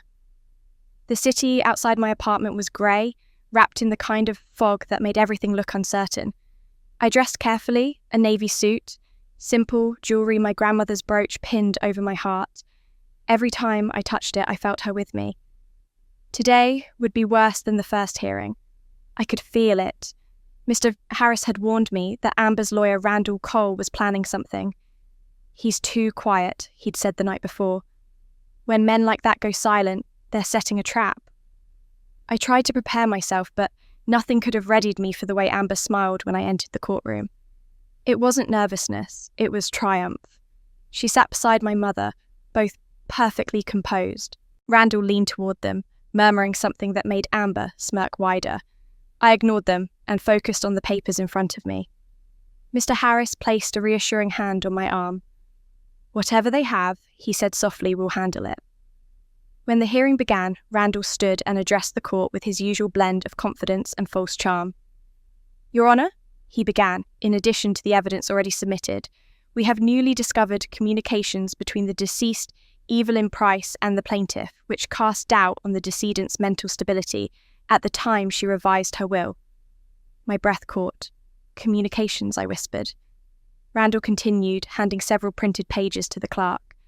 "These text messages exchanged between Miss Price and her grandmother show signs of confusion, paranoia, and emotional instability. They also suggest that the plaintiff he gestured toward me may have influenced Evelyn Price's decisions during that period." Mr. Harris rose immediately. "Objection. The authenticity of these documents is unverified." "They'll be verified soon enough," Randall replied smoothly. The judge, a grey-haired woman with sharp eyes, frowned. "I'll allow them for preliminary review. Proceed carefully, Mr. Cole." Randall nodded and began reading aloud. "Grandma, I don't know who to trust anymore. Everyone's against me. Even Lauren sometimes frightens me. She keeps asking about the house." The words sliced through me like ice. The courtroom blurred for a second. My heart pounded in my ears. Those messages weren't real. My grandmother never wrote anything like that. Mr. Harris rose again. "Your Honour, my client categorically denies the authenticity of these communications. We request an immediate forensic review." The judge nodded. "Granted. I'll allow a short recess while the defence produces a verification statement." Outside the courtroom, I felt sick. "They forged them," I said. "They actually forged her words." Mr. Harris's jaw tightened. "I expected this. They're trying to undermine her sanity because it's the only defence they have left. Don't worry, we'll prove it's fabricated." "How?" I asked, my voice barely steady. He gave a thin smile. "Technology leaves fingerprints." When the court resumed, Mr. Harris requested to introduce our own expert, a digital forensics analyst named Paul Redding. He was a quiet man with rimless glasses and the calm confidence of someone who spent his life unravelling lies. He took the stand and began by projecting the text messages onto a screen. "At first glance," he said, "these appear to be standard SMS records. But metadata never lies. If you look here," he pointed to a string of code. "The timestamp format doesn't match the operating system in use during the year these were allegedly sent." Randall tried to interrupt, but the judge held up a hand. "Let him finish." Paul clicked to the next slide. "Furthermore, several entries were created using a messaging app that didn't exist at the time of the supposed exchange. And here, notice the identical syntax errors across different messages. That's a common indicator of template duplication." Mr. Harris nodded. "In other words, are these genuine communications?" Paul adjusted his glasses. "No, ma'am. They were fabricated, most likely copied and altered from legitimate messages, and recompiled using basic editing software. If I had to guess, whoever did this wasn't a professional, just someone desperate and careless." A murmur rippled through the courtroom. My mother looked pale. Amber's smirk vanished. Randall's jaw clenched. The judge leaned forward. "Mr. Cole, do you have a verified source for these messages?" Randall hesitated, then cleared his throat. "We were provided them by my clients, Your Honour. They assured me they were authentic." The judge's eyes narrowed. "Assurances are not evidence. I expect a full accounting of their origin before the next hearing." Mr. Harris rose smoothly. "Your Honour, we also request the court formally question the credibility of any further submissions from the defence pending review." "Granted," the judge said curtly. "This court does not tolerate forgery." I exhaled slowly, barely realising I'd been holding my breath. Mr. Harris gave me a small, reassuring nod. "We've turned the tide," he whispered. For the first time in weeks, I felt the faint stir of vindication. My grandmother's words, her mind, her legacy, they were still safe. They had tried to erase her with lies, but the truth had a voice after all. But that relief didn't last. As the hearing wrapped up, Randall stood again, straightening his tie. Your Honour, one final matter before we adjourn. The defence wishes to call an additional witness at the next session, someone close to the plaintiff who can provide insight into her motivations and conduct. The judge raised an eyebrow. And who would that be? Randall smiled thinly. Her husband. My head snapped toward him. Daniel Randall nodded. Yes, Your Honour. Mr. Daniel Price has requested to testify voluntarily. A hush fell over the courtroom. I turned to Mr. Harris, but he looked as shocked as I felt. My stomach dropped. The judge made a quick note. Very well. The witness will be heard at the next session. She banged the gavel lightly. Court adjourned. The room emptied slowly, but I stayed seated for a moment, frozen. Mr. Harris leaned close. Did you know about this? I shook my head. No. He never said a word. Randall passed by us on his way out, his smirk back in place. See you next week, Miss Price, he said softly. I watched him leave, my pulse pounding, my hands shaking. Daniel, my husband, the one person I'd hoped would stay out of this, was stepping onto the stand. As the courtroom door closed behind Randall and my family, Mr. Harris's voice cut through the silence. Be ready, Lauren. This could change everything. I swallowed hard, staring at the empty witness chair. It already has, I said. I barely slept that night. Every time I closed my eyes, I saw Daniel's face. Not the man who had promised to stand by me at the altar, but the one who had looked away when things became hard. I kept asking myself why he was doing this. Was it out of guilt, pressure from my family, or something worse? His own doubt. By the morning, I'd gone through every possibility, but none gave me peace. Whatever his reason, he had chosen to speak for them, not for me. When I arrived at the courthouse, the air inside felt colder than usual. The fluorescent lights hummed overhead, and every sound, the shuffle of shoes, the creak of the benches seemed louder, sharper. Mr. Harris walked beside me, his voice low. Keep calm, Lauren. We don't know what he'll say yet. If he tries to undermine you, I'll intervene immediately. I nodded, but my throat felt tight. I just don't understand, I whispered. Why now? Why him? Mr. Harris gave me a sympathetic look. Sometimes people surprise us for the worse, and sometimes for the better. Let's see which kind he is. When the judge entered, everyone rose. My family sat across the aisle, Amber in a pale suit, confident and cold. My mother, sitting stiffly, eyes straight ahead. I could feel her gaze even when she didn't look at me. Daniel sat near the witness stand, his hands clasped together, expression unreadable. He looked older somehow, or maybe just tired. Randall Cole wasted no time.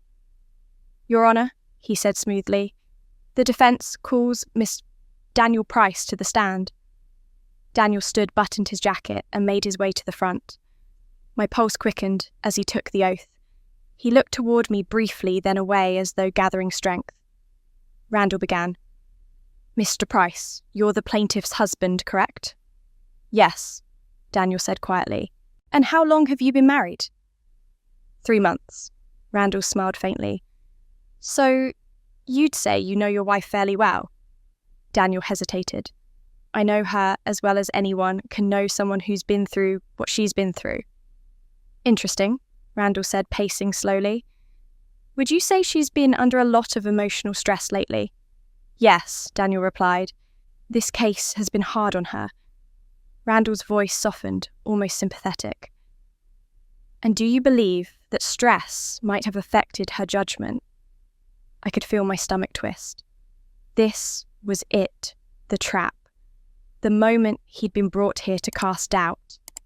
Daniel looked down at his hands, the courtroom silent as everyone waited. When he finally spoke, his voice was clear, steady. "No," he said. "If anything, it's made her stronger." A murmur rippled through the room. Randall blinked, clearly not expecting that answer. "Stronger, you say?" "Yes," Daniel said firmly. I doubted her at first. I thought she was chasing ghosts, fighting something she couldn't win. I told her to let it go because I was afraid of what it would do to her, to us. But I was wrong. Randall frowned. Wrong how Daniel looked directly at him now, his voice gaining strength. I saw how she fought for Evelyn long before any of this. When her grandmother got sick, she was there every day. She took her to appointments, cooked. Her meals, sat with her when the pain was bad.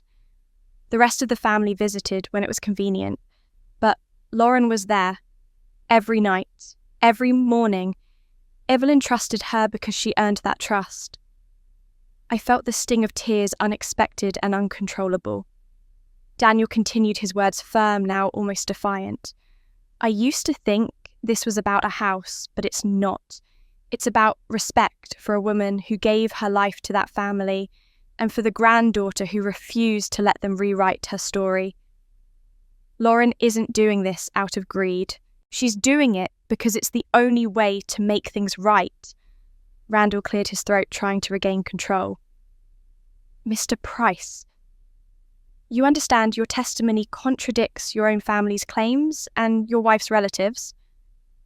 "Yes," Daniel said, "but I'm not here to protect lies." The judge leaned forward slightly. "Mr. Price, to clarify, you believe Evelyn Price was of sound mind when she amended her will?" Daniel nodded. "Absolutely. She was sharp as ever. I spoke to her myself. She told me she was proud of Lauren, that she trusted her more than anyone else. She even said she hoped the rest of the family wouldn't make it difficult. I guess she knew they would." A hush fell over the courtroom. Even Amber looked shaken. Randall's confident posture faltered. Mr. Harris stood for cross-examination, but kept it brief. Mr. Price," he said gently, "why did you choose to testify today?" Daniel looked toward me for the first time. His eyes were tired but clear. "Because I forgot who she was for a while. I let fear make me small. But she never stopped standing for what was right, even when it meant standing alone. I couldn't let her face this without the truth. Something in me broke open, then relief, disbelief, gratitude tangled together." Mr. Harris nodded once. No further questions. The judge looked thoughtful. "Thank you, Mr. Price. You may step down." Daniel left the stand, passing close enough that our eyes met.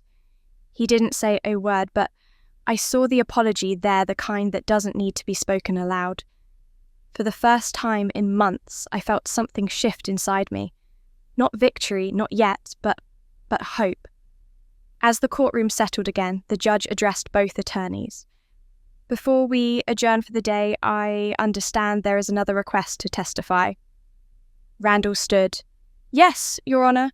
The defense would like to call one final witness for this session." The judge turned her sharp gaze toward the defense table. "Who?" Randall gestured toward my mother, who sat perfectly still, her hands folded in her lap. "Mrs. Margaret Price." The words seemed to echo in the air. My heart stopped for a beat. My mother rose slowly, smoothing her skirt, her face unreadable. The judge nodded. "Very well. Mrs. Price will take the stand at the next session." The gavel struck, ending the day's hearing. As people began to leave, Daniel approached me quietly. "Lauren," he said softly, his voice low enough that only I could hear. "I meant what I said up there. I'm sorry it took me so long to see it."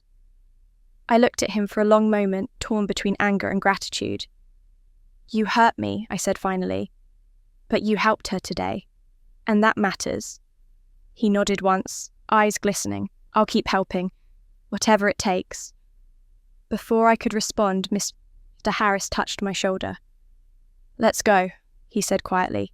"You'll need your strength for tomorrow." As we walked toward the door, I glanced back at my mother, still sitting alone at the defense table. Her expression was calm, almost serene, but her eyes, those eyes, were darker than I'd ever seen them. Something told me her testimony wouldn't be confession.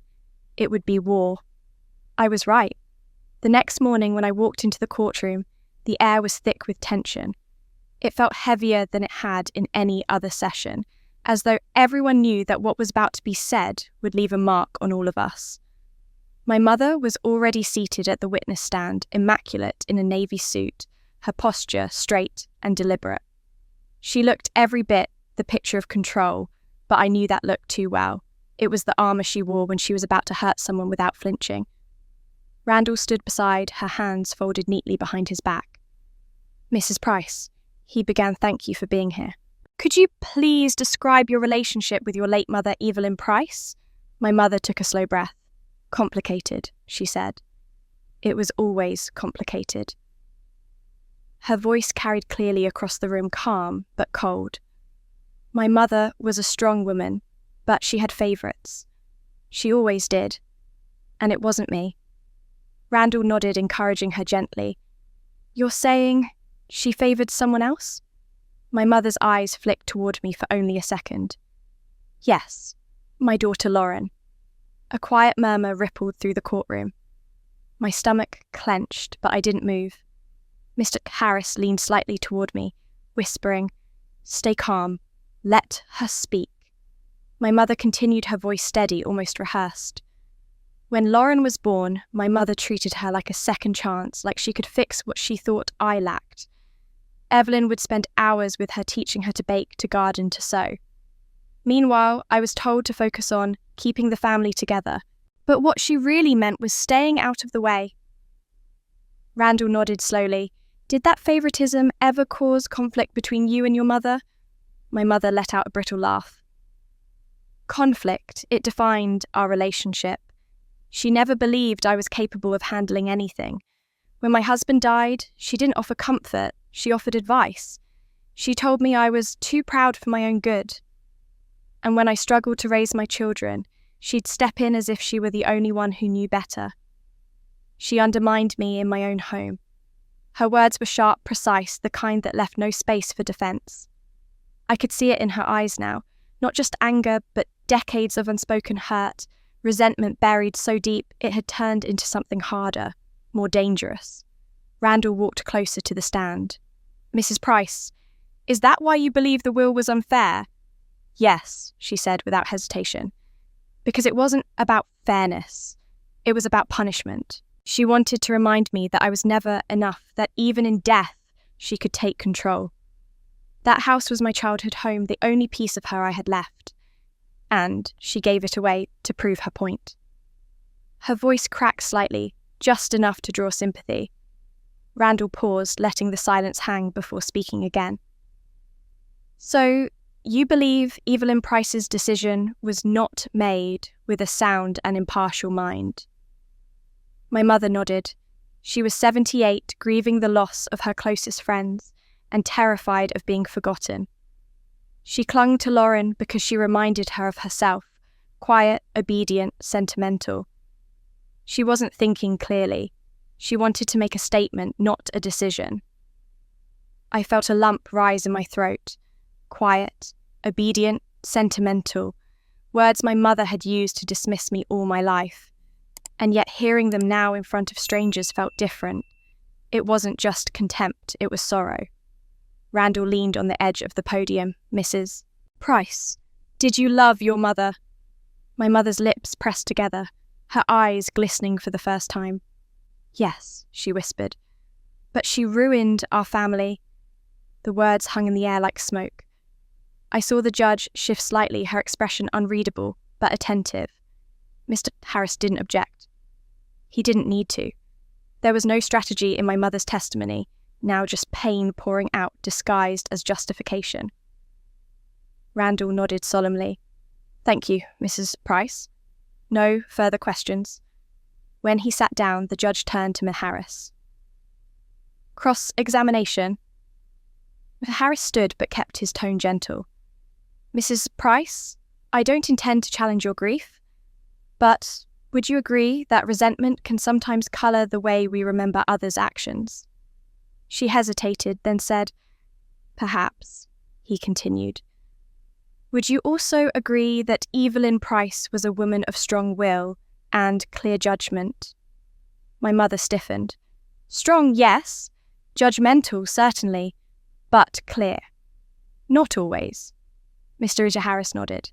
And yet, despite your disagreements, she continued to help you, financially, didn't she?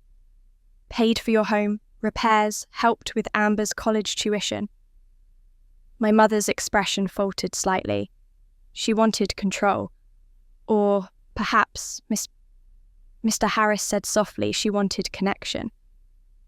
The silence that followed was thick, uncomfortable. My mother looked down, her hands tightening in her lap. Mr. Harris spoke again, his tone even softer now. Mrs. Price, you said Evelyn favoured Lauren. Did you ever tell your mother you felt that way? She didn't answer. Did you ever tell Lauren? Her eyes flicked toward me for the briefest moment, filled with something raw, something I couldn't quite name. No, she said finally. Miss Harris gave a small nod, his voice low and kind. Maybe that's what she wanted to fix Mrs. Price. Maybe she wasn't punishing you. Maybe she was trying to heal what had been broken between you. My mother's lips parted slightly, but no sound came. For the first time, she looked uncertain. No further questions, Your Honour, Miss Harris said, sitting down. The judge exhaled slowly, glancing between us. This court recognises the depth of emotion in this case, but emotion, however sincere, cannot outweigh the law. The bailiff announced that closing statements would begin the next morning. As the judge adjourned, I sat frozen watching my mother step down from the stand. She passed me without a glance, her shoulders stiff, her jaw trembling just slightly. For the first time in my life, I didn't feel angry with her. I just felt tired. I understood now this wasn't just about a house or a will. It was about a lifetime of hurt she'd never healed from wounds she'd disguised as pride. Mr. Harris leaned close as the courtroom emptied. She didn't destroy you up there, he murmured. She exposed herself. I nodded faintly, my eyes following my mother as she disappeared through the double doors. She's been fighting ghosts, I whispered. She just doesn't know it. He gave me a small grim smile. Tomorrow, the ghosts rest. The next morning would bring the verdict. The moment everything came full circle. Whether justice or heartbreak waited on the other side, I didn't know. But as I sat there in the empty courtroom, one thought filled my mind sharp and certain. Everything my mother said was true in its own way. Evelyn had changed our family. But what she didn't understand was that maybe, just maybe, Grandma had meant to. The morning of the verdict felt unreal. The courthouse, with its echoing hallways and scent of old paper, had become a place I both dreaded and depended on. Every step toward that courtroom felt heavier than the one before it. Daniel walked beside me in silence, his hand brushing mine now and then, as if to remind me he was there. I hadn't completely forgiven him, but today forgiveness could wait. Today was about truth, Mr. Harris met me at the doors, his expression unreadable. Whatever happens in there, he said quietly, you've already done what most people never do. You stood your ground. I nodded. My hands trembled despite the calm I tried to hold. I could almost hear my grandmother's voice in my head, soft, steady, certain. Do what's right, even when it hurts. Inside, the air was thick with anticipation. The courtroom was full, reporters, neighbours, even people I didn't know all whispering behind their hands. My mother sat at the defence table, pale and rigid. Amber was beside her, her arms crossed her jaw, set in anger. Randall Cole looked tense for the first time since this ordeal began. When the judge entered, the noise died instantly. We all stood, then sat again. I could hear my heartbeat in the silence. The judge's face was composed, but her eyes carried the weight of what she was about to say. This court, she began, has reviewed all evidence presented in the matter of Price Vaz. Price et al., including testimony, recorded statements, and documentation of the decedent's will and codicil. After careful consideration, the court finds that the plaintiff, Ms. Lauren Price, has proven beyond reasonable doubt that the sale of the property located at 214 Willow Lane was executed in violation of the legal terms established by the decedent Evelyn Price. The words hit me like a wave. My breath caught, and Daniel reached for my hand under the table. The court therefore rules, the judge continued, that the sale is void. All profits derived from the transaction are to be returned to the estate, which remains under the sole ownership of Ms. Lauren Price. Furthermore, due to evidence of deliberate misrepresentation and attempted forgery, the defendants, Margaret Price and Amber Price, are hereby disqualified from any future inheritance claims to the estate of Evelyn Price. A collective murmur rippled through the room. My mother closed her eyes, her lips trembling. Amber shot to her feet. "You can't do this!" she shouted, her voice echoing off the walls. "That house belonged to all of us." The judge's gavel struck sharply. "Order in the court." Amber's face flushed with fury, tears glinting in her eyes. "She manipulated Grandma. She's lying!" Randall tried to calm her, but she shoved past him, glaring at me with a look that could have cut glass. "You think you've won?" she spat. "This isn't over." I didn't respond. I didn't need to. For the first time, her words carried no power over me. The judge turned to me, her voice gentler now. "Ms. Price, I understand this has been a painful process, but know that your grandmother's wishes will be honoured in full. The law stands with you."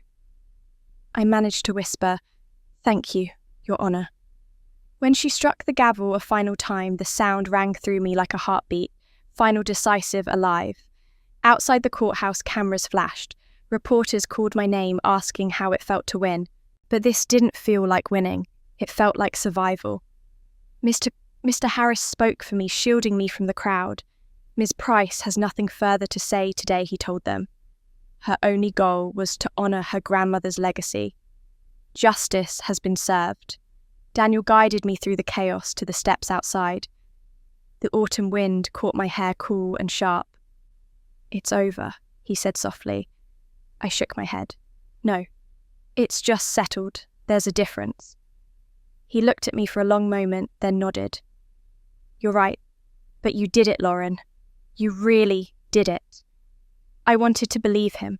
I wanted to believe that the storm had passed, but even as I smiled faintly, a hollow space lingered inside me.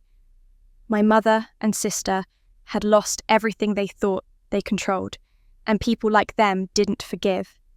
They rebuilt their anger into something else. A week later, the house at Willow Lane was legally restored to my name. Mr. Harris called to tell me the City Council had reopened Evelyn's application for historic designation. "It'll go through this time," he said proudly. "You'll have protected it just like she wanted." That night, I walked through the house alone. The boards creaked under my feet, dust motes swirling in the golden light. It was quiet, so quiet that for a moment I could almost believe she was there with me. Her photograph still sat on the mantel, smiling in that knowing way. "I did it, Grandma," I whispered. "It's home again." I stayed there until the sun dipped below the trees, the light stretching long across the floor. It should have been peaceful. It should have felt like closure. But something in the silence unsettled me, as if the house itself was waiting for what came next. The first letter arrived 2 days later. It was in a plain white envelope with no return address slipped into my mailbox. The handwriting on the front was neat but unfamiliar. My stomach twisted as I opened it. Inside, there were only 4 words written in black ink. "You don't deserve it." I read it twice, then folded it carefully back into the envelope. I told myself it was just bitterness, just someone's misplaced anger. But when the second letter arrived the next morning, and the third the day after that, I stopped believing it was random. Each one carried a different message, short and cold. "You stole from your family. She should have left it to us. We know what you did." I showed them to Mr. Harris, who frowned. "Anonymous threats aren't uncommon in cases like this," he said. "People lash out when they lose power. Ignore them for now." But I couldn't. The letters kept coming, each one sharper than the last. Some were typed, others handwritten. One arrived wrapped in a clipping from the local paper about my grandmother's trial. "Your victory is her shame," it said. At night, I started checking the locks twice, sometimes 3 times. The mailbox creaked when I passed it in the mornings, and my stomach clenched every time. Whoever was sending them knew where I lived. Still, I refused to be afraid. I had fought too hard to back down now. The house was mine, my grandmother's legacy was safe, and no threat could undo that. But as I stood by the window one evening, another envelope lying unopened on the table, I couldn't shake the feeling that someone somewhere was watching. The fight for the house was over. But something darker had just begun. I wasn't wrong. Within a week of the verdict, the peace I'd hoped for began to unravel piece by piece. What started as an anonymous letters became something bigger, louder, more public, more invasive. First came the notes slipped into my mailbox every few days, each one crueler than the last. Then came the comments online. People I didn't even know began posting on community pages, questioning my motives, calling me greedy, heartless, ungrateful. It was as if Amber's rage had found 100 new mouths to speak through. At first I ignored it. I told myself it would fade once the gossip moved on to something else. But it didn't fade. It grew.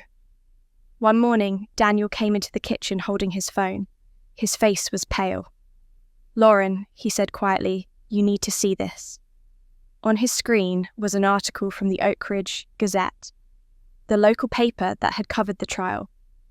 The headline read, "Was Justice Manipulated Questions? Surround Evelyn Price's Final Will." My stomach dropped.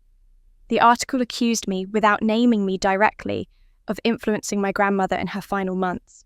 It claimed that sources close to the Price family believed Evelyn had been emotionally coerced.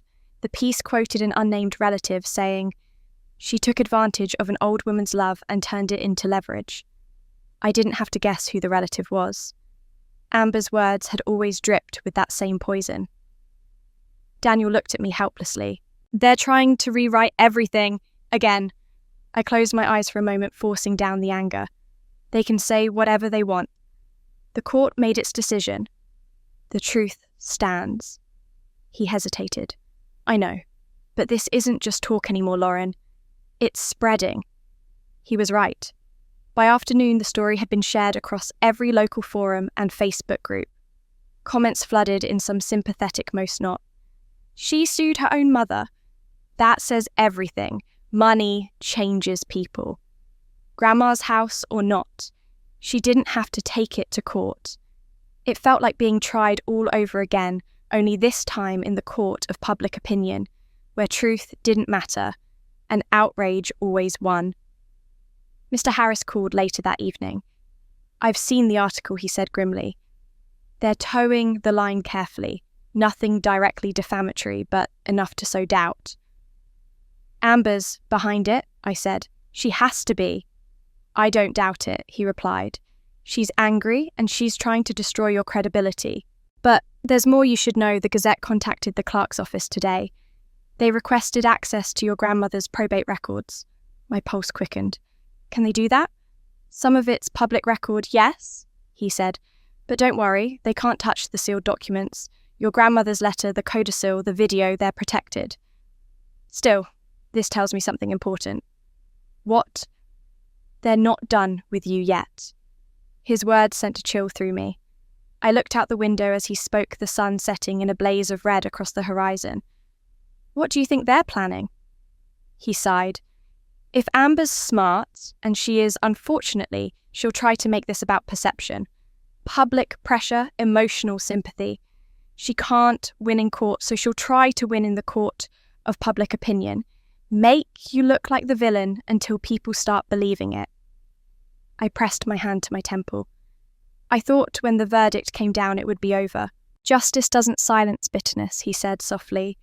"It just exposes it." After I hung up, I sat in the dark for a long time, the house quiet, except for the steady ticking of the clock. I'd spent months fighting for the truth in a courtroom, believing that truth alone would set everything right. But this was different. This was personal, invisible. The kind of battle that didn't come with judges or lawyers, just endless whispers. The next morning when I opened my front door, I found another envelope lying on the porch. No stamp, no address. Inside, a single page printed in bold letters, "You don't deserve her house, you never did." I folded it slowly and set it on the kitchen counter with the others. The stack was growing. Later that day, I stopped by the grocery store. As I stood in line, I could feel eyes on me, people staring, pretending not to. One woman leaned toward another and whispered just loud enough for me to hear, "That's her, the one who sued her own mother." I kept my head down, paid for my things, and walked out without a word. Back home, I sat at the kitchen table, staring at the mail piled in front of me. Every letter, every comment, every rumour, it all came from the same place, resentment.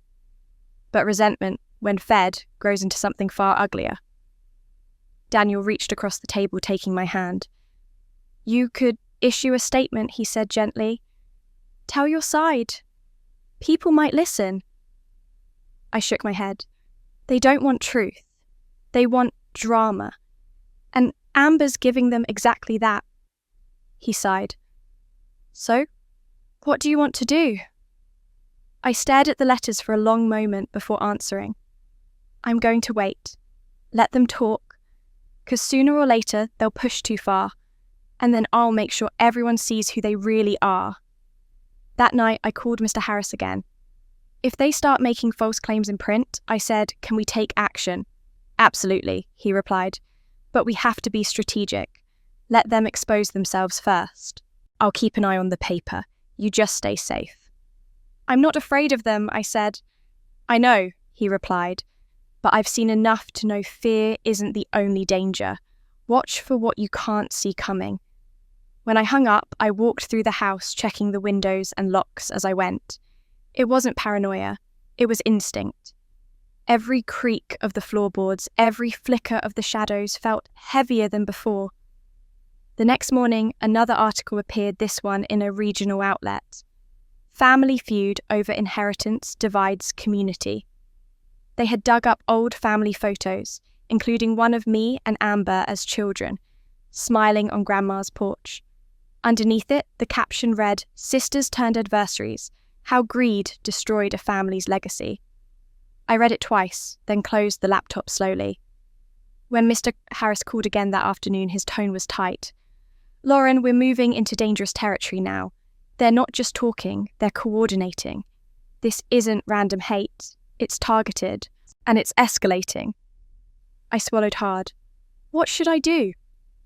He hesitated before answering. "Keep everything. Every letter, every message, every article. We'll need a record if this turns into harassment or defamation." I nodded, staring out the window at the grey November sky. "Do you think they'll stop?" He sighed. "No, not yet. They've lost too much to stop."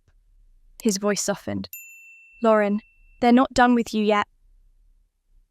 I ended the call and looked around the house, my grandmother's house. It should have felt safe, but now every corner held a shadow. Every sound made me listen twice. The house was mine by law, but I was beginning to wonder if peace was something I'd ever truly win. Outside, the mailbox creaked again in the wind.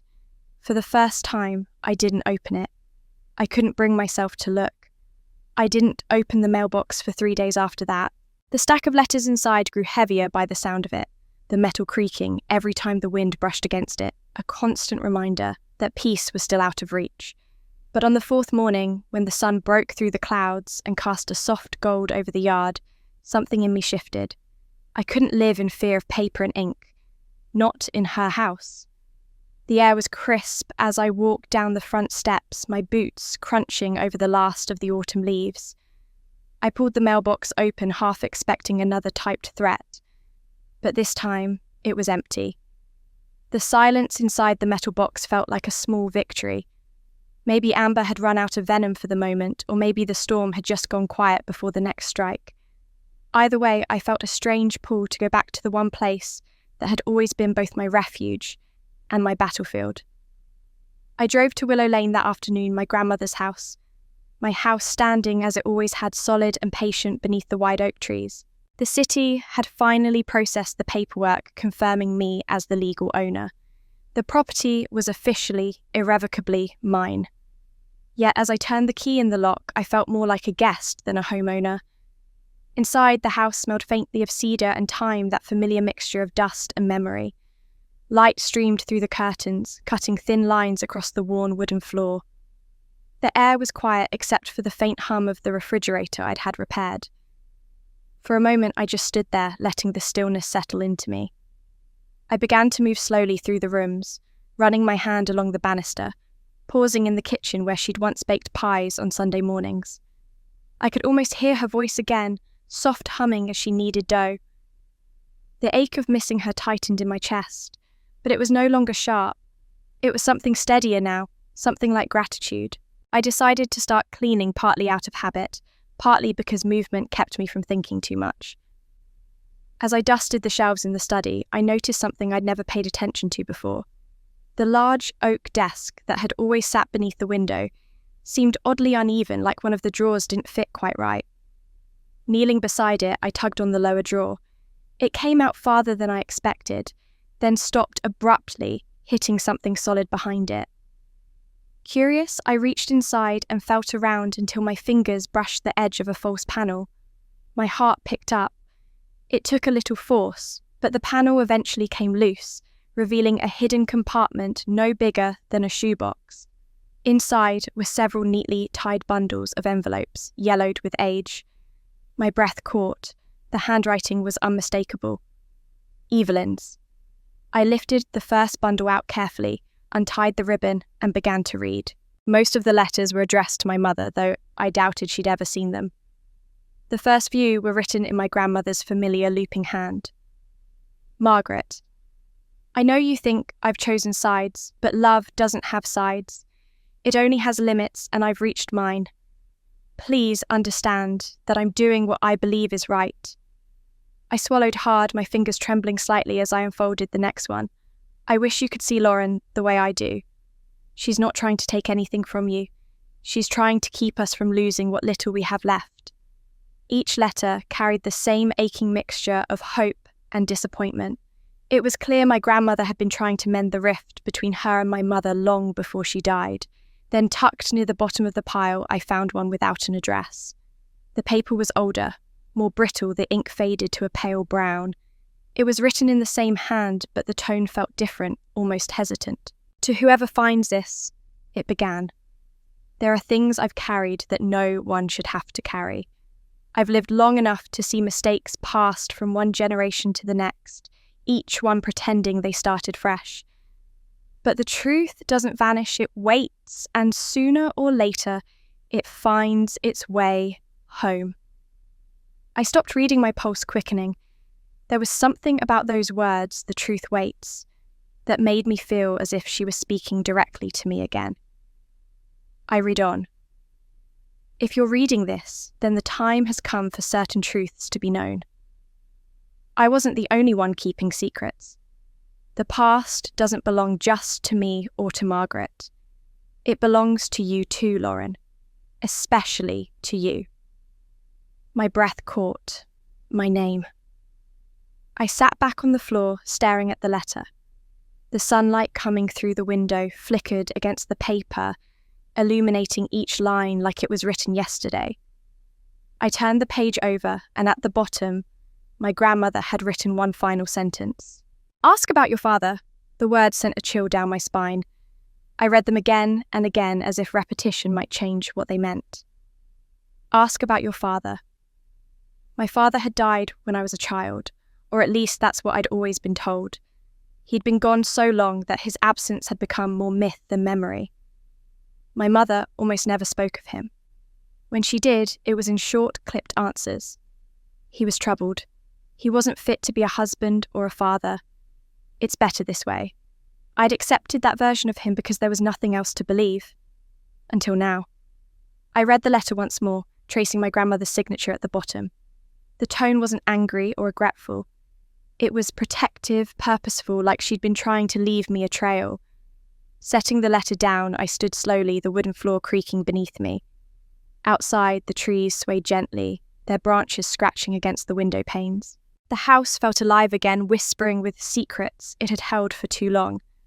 If my grandmother had hidden this letter, she'd done it for a reason. And if she'd mentioned my father specifically, that reason wasn't small.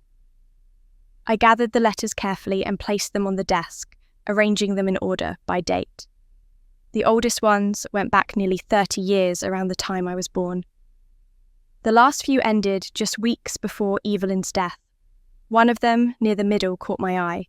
It was written in a different hand, not Evelyn's. The handwriting was rougher, heavier, almost masculine. My chest tightened as I unfolded it. Evelyn, I promised I'd stay away, but I can't anymore. She deserves to know the truth. You can't hide it forever. There was no signature. I sank into the chair, my hands shaking slightly as I stared at the letter. The words blurred for a moment before I blinked them back into focus. Whoever had written it had known Evelyn and me. I read it again, whispering the words aloud this time, feeling their weight in the air. She deserves to know the truth. The late afternoon sun had turned orange by the time I looked up again. Outside, the world seemed unchanged, but inside me something had shifted. The letters weren't just memories, they were breadcrumbs. My grandmother had left me one final mystery to solve. As I gathered them into a neat pile, the last rays of sunlight fell across the open page, where my name was written in fading ink. My pulse quickened, my voice barely a whisper as I read those words once more. Ask about your father. And in that quiet house, it felt like she was standing right behind me, waiting for me to do exactly that. For hours, I couldn't move. I sat at that old desk as dusk faded into darkness, the letter still open in front of me, those 4 words. Ask about your father, burning into my mind. I read them over and over, hoping for some hidden meaning, some other interpretation that would make sense of the impossible. But there was only one truth that could come from it, and it was one I'd never dared to consider. The man I thought was my father might not have been my father at all. The next morning, I drove to Gerald's house. He'd always been close to my grandmother, closer than anyone else left alive who might know what she meant. The old man was sitting on his porch, as usual, wrapped in his thick brown cardigan, sipping his coffee. When he saw me, he smiled faintly, though there was something cautious in his eyes. "Lauren," he said, "you look like you've seen a ghost." I parked by the curb and walked toward him, clutching the letter in my hand. "I found something," I said quietly. "In her desk." He nodded slowly, setting his mug down. "Come in." Inside, the living room smelled faintly of pine and old books. Gerald lowered himself into his armchair, while I sat opposite him on the worn floral couch. For a moment, neither of us spoke. Then I slid the letter across the coffee table toward him. He adjusted his glasses and read it silently. When he looked up, his expression had changed. He sighed deeply, rubbing a hand across his chin. "I wondered when this would come to light," he said softly. My pulse quickened. "So you do know what it means?" He nodded slowly. "Yes, though it wasn't my secret to tell. Evelyn asked me to keep it until you were ready to find it yourself." My throat tightened. "Please, Gerald, I need to know." He leaned back, eyes distant, voice low. "Evelyn loved your grandfather, make no mistake about that. But before they were married, long before Margaret was born, there was someone else. A man she'd known since childhood.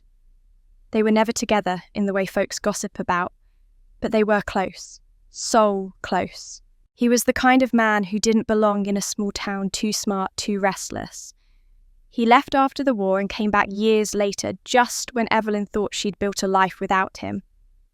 I listened, heart pounding. Who was he? Gerald hesitated. His name was Thomas Caldwell. The name meant nothing to me. I shook my head. "I don't know that name." "You wouldn't," Gerald said quietly. "He moved away for good not long after Margaret was born. But he came back one last time years later. That was when Evelyn learned the truth. Margaret's husband, the man you thought was your father, wasn't your biological father. Thomas was." The room seemed to tilt. For a moment, I couldn't speak. "You're saying," I started, but the words caught in my throat. "You're saying Thomas was my real father?" Gerald nodded, his eyes full of both sadness and relief. "Yes, and Evelyn carried that truth alone for decades. She thought she was protecting you. She thought if Margaret ever found out, it would destroy what little family she had left." I pressed a hand to my mouth, my mind spinning. "My mother didn't know." "She found out eventually," Gerald said, his tone heavy. "I don't know when, but I think it was after Thomas died. Evelyn told me she'd confessed to her. Said she couldn't bear the guilt anymore. It made sense now, all of it. The distance, the resentment, the way my mother's anger toward me had always seemed so personal, so irrational. She hadn't just been jealous of my bond with Grandma, she'd been living with the ghost of a betrayal. She hated Evelyn for loving me, I said softly, realization dawning. Because I wasn't just her daughter. I was his. Gerald nodded, eyes glistening. She tried to forgive Evelyn, but she never forgave the reminder. And you were that reminder every day. I leaned back, feeling the air leave my lungs in slow, uneven breaths. The pieces were all falling into place, every cold glance, every backhanded comment, every strained silence. My mother hadn't just been cruel. She'd been grieving something she couldn't name. "Did Evelyn ever tell Thomas about me?" I asked. "She did," Gerald said. "He wanted to reach out, but by then it was too late. Margaret wouldn't allow it. He sent a few letters, though. Evelyn kept them hidden just like this one. She told me she hoped you'd find them one day, when you were strong enough to understand that sometimes love makes people do impossible things." I closed my eyes, trying to hold back the tears.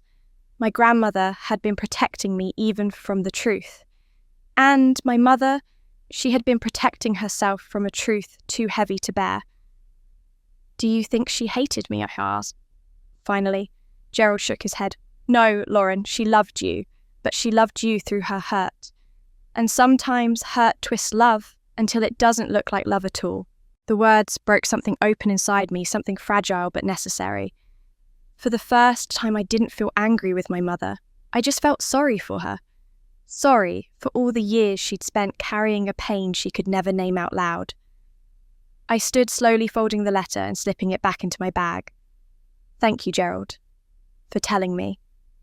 He nodded, reaching for his coffee again. Evelyn was right. You were the only one strong enough to face it. When I stepped outside, the air felt colder, sharper, as if the world itself had changed shape. The sky was a pale grey, and the trees along the street swayed gently in the wind. I walked to my car in silence, the truth sitting heavy in my chest, but not unbearable. Back at the house, I sat by the window where Grandma used to read every evening. The light fell softly across the letters spread out on the table. I read her words again, the ones that had started it all. I wasn't the only one keeping secrets. Now I knew what she meant. That night, as I sat in the quiet of the house, the phone rang. I hesitated before answering. My mother's voice came through the line, thin but steady. "Lauren," she said, "we need to talk." I closed my eyes, gripping the phone tighter. "About what?" There was a pause, then her voice trembled slightly. "About everything. One last time." For a moment, I didn't respond. Then I said softly, "Where?" "At the house," she replied. "Tomorrow evening." When the call ended, I sat there for a long time, staring at the empty space, where her words still seemed to hang. I didn't know what she planned to say or what more there could be to uncover. But one thing was certain. Whatever came next, it wouldn't just be the end of a family feud. It would be the end of a story that had been waiting a lifetime to be told. The next evening, the sky hung low and heavy, the kind of grey that made the whole world feel muted. I arrived at the house early, though I wasn't sure why. Maybe to gather my courage, or maybe because some part of me was afraid my mother wouldn't come at all. I'd set 2 chairs in the living room facing each other across the small oak table. The same table where Evelyn used to serve tea, where every argument in our family seemed to have begun or ended. I walked through the house once more before she arrived, touching the walls, the edges of the door frames. It was strange, this place, which had once felt haunted by loss and anger, now felt alive again, waiting for something final to be said. When the sound of tires crunched over the gravel driveway, my chest tightened. Through the front window, I saw her car pull up a simple blue sedan that seemed too small for all the history she carried with her. She stepped out slowly, wearing a long grey coat. The years had softened her face, but not her posture. She still held herself like someone braced for battle. When I opened the door, she hesitated for a moment, as if unsure whether she was allowed to enter. "Come in," I said quietly. She nodded once and stepped inside. Her eyes roamed the room, lingering on the familiar details. "It hasn't changed much," she murmured. "Some things aren't meant to," I replied. We sat down across from each other. The silence between us stretched thick and uneasy. She clasped her hands in her lap, twisting her wedding ring around her finger, a nervous habit I remembered from childhood. "You wanted to talk," I finally said. She took a deep breath, her eyes still on the floor. "I heard you found her letters." I nodded. "I did." Another pause. Then she said, almost to herself, "I suppose that means you know." "I know about Thomas," I said softly, "and about the truth you've been carrying."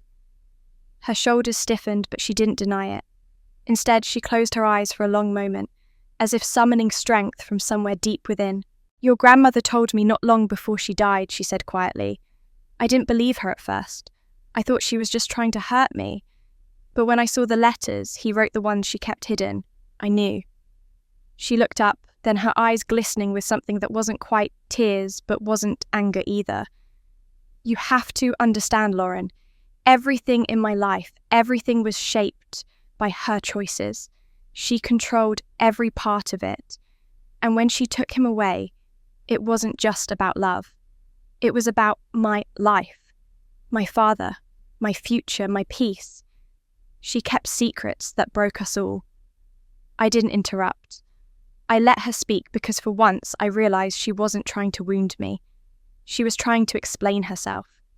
"She told me she thought she was protecting me," my mother continued, "that she'd done what she had to do. But she wasn't protecting me. She was protecting herself from shame, from guilt.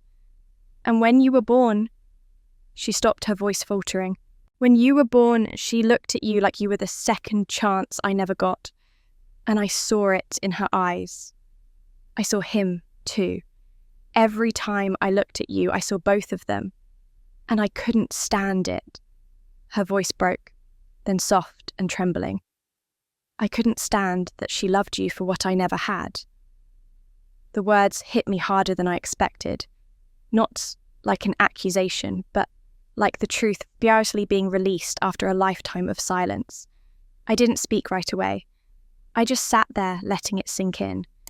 For years, I had imagined this moment filled with shouting accusations, maybe even hatred. But instead, there was only this quiet ache, this fragile understanding that came too late. I took a slow breath. "You could have told me," I said gently. She nodded, tears forming in her eyes now. "I know. I wanted to, but by the time I found out, I didn't know how to anymore. You were grown, and you loved her so fiercely. And I thought, if I told you, I'd lose you too." Her voice cracked again, and for the first time in my life, she looked small, fragile even. "You think I hated you, Lauren, but I didn't. I hated the way I felt when I saw her loving you. I hated the reminder of everything I'd lost. But I never hated you." I leaned back, the weight of her words settling like dust in the quiet air. The anger I'd carried for so long began to shift, not disappear, but change shape, becoming something softer, something like understanding. "She was trying to save what she could," I said quietly, "even if she went about it the wrong way." My mother looked at me sharply, her expression unreadable. Then she gave a small broken laugh. "You sound just like her." I smiled faintly, though my throat felt tight. "Maybe that's not such a bad thing." We sat in silence for a long while after that. Outside, the wind picked up, brushing through the trees, and the house creaked the way old houses do, settling into the night. There was no grand reconciliation, no tears of forgiveness. Just two women sitting in a house filled with ghosts, finally letting the truth breathe. Eventually, she reached across the table and rested her hand on mine. It was tentative, unsure, but real. "I don't expect you to forgive me," she said, "but I needed you to know the truth before I go." I frowned. "Go," she smiled sadly. "I'm leaving Oak Ridge. There's nothing here for me anymore. Not after everything that's happened. I've rented a small place near my sister in Vermont. Quiet, peaceful, maybe I'll find a bit of what I lost." The thought of her leaving didn't bring relief or sadness, it just felt inevitable. "Do you want me to visit?" I asked. She hesitated, then said softly, "If you want to." I nodded. "I'll think about it." She squeezed my hand lightly before pulling away. When she stood, I followed her to the door. She paused on the threshold, looking back one last time. "Your grandmother used to say that truth is like light," she murmured. "You can cover it for a while, but it always finds its way through the cracks." I never believed her until now. "I think she'd be proud of you for saying that," I said. She gave me a faint smile. "No, she'd be proud of you." Then she stepped outside, and I watched her walk down the driveway, her figure fading into the gathering dusk. The house felt different once she was gone, lighter somehow, as though the shadows that had lived in its corners for decades were finally beginning to lift. I walked back to the table and sat down again, staring at the empty chair across from me.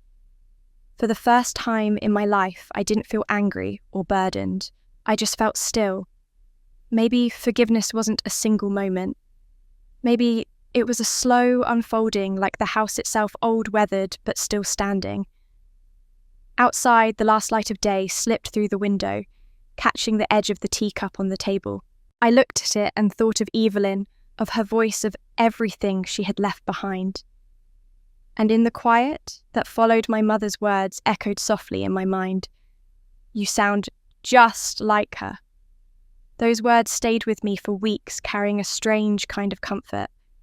They followed me through the quiet mornings when I walked the creaky floors of the old house, and through the late evenings when I sat by the window watching the light fade over Willow Lane. For the first time, I felt at peace. Not because everything was perfect, but because the truth was finally out in the open. The bitterness that had poisoned our family for generations had begun to fade. My mother was gone. Evelyn was gone.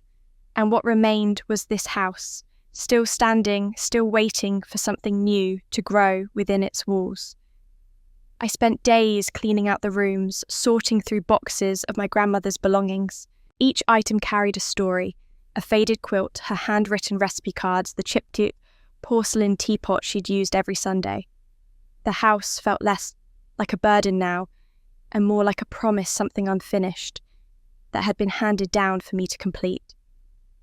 One afternoon, while standing on the front porch, I watched a group of neighbourhood children chase a red ball down the street, laughing so hard their voices echoed across the yard. For the first time in months, the sound made me smile. That's when the idea came to me, not as a plan, but as a feeling. The house didn't need to return to what it was. It needed to become something new, something that gave back what had been taken by silence, resentment, and pride.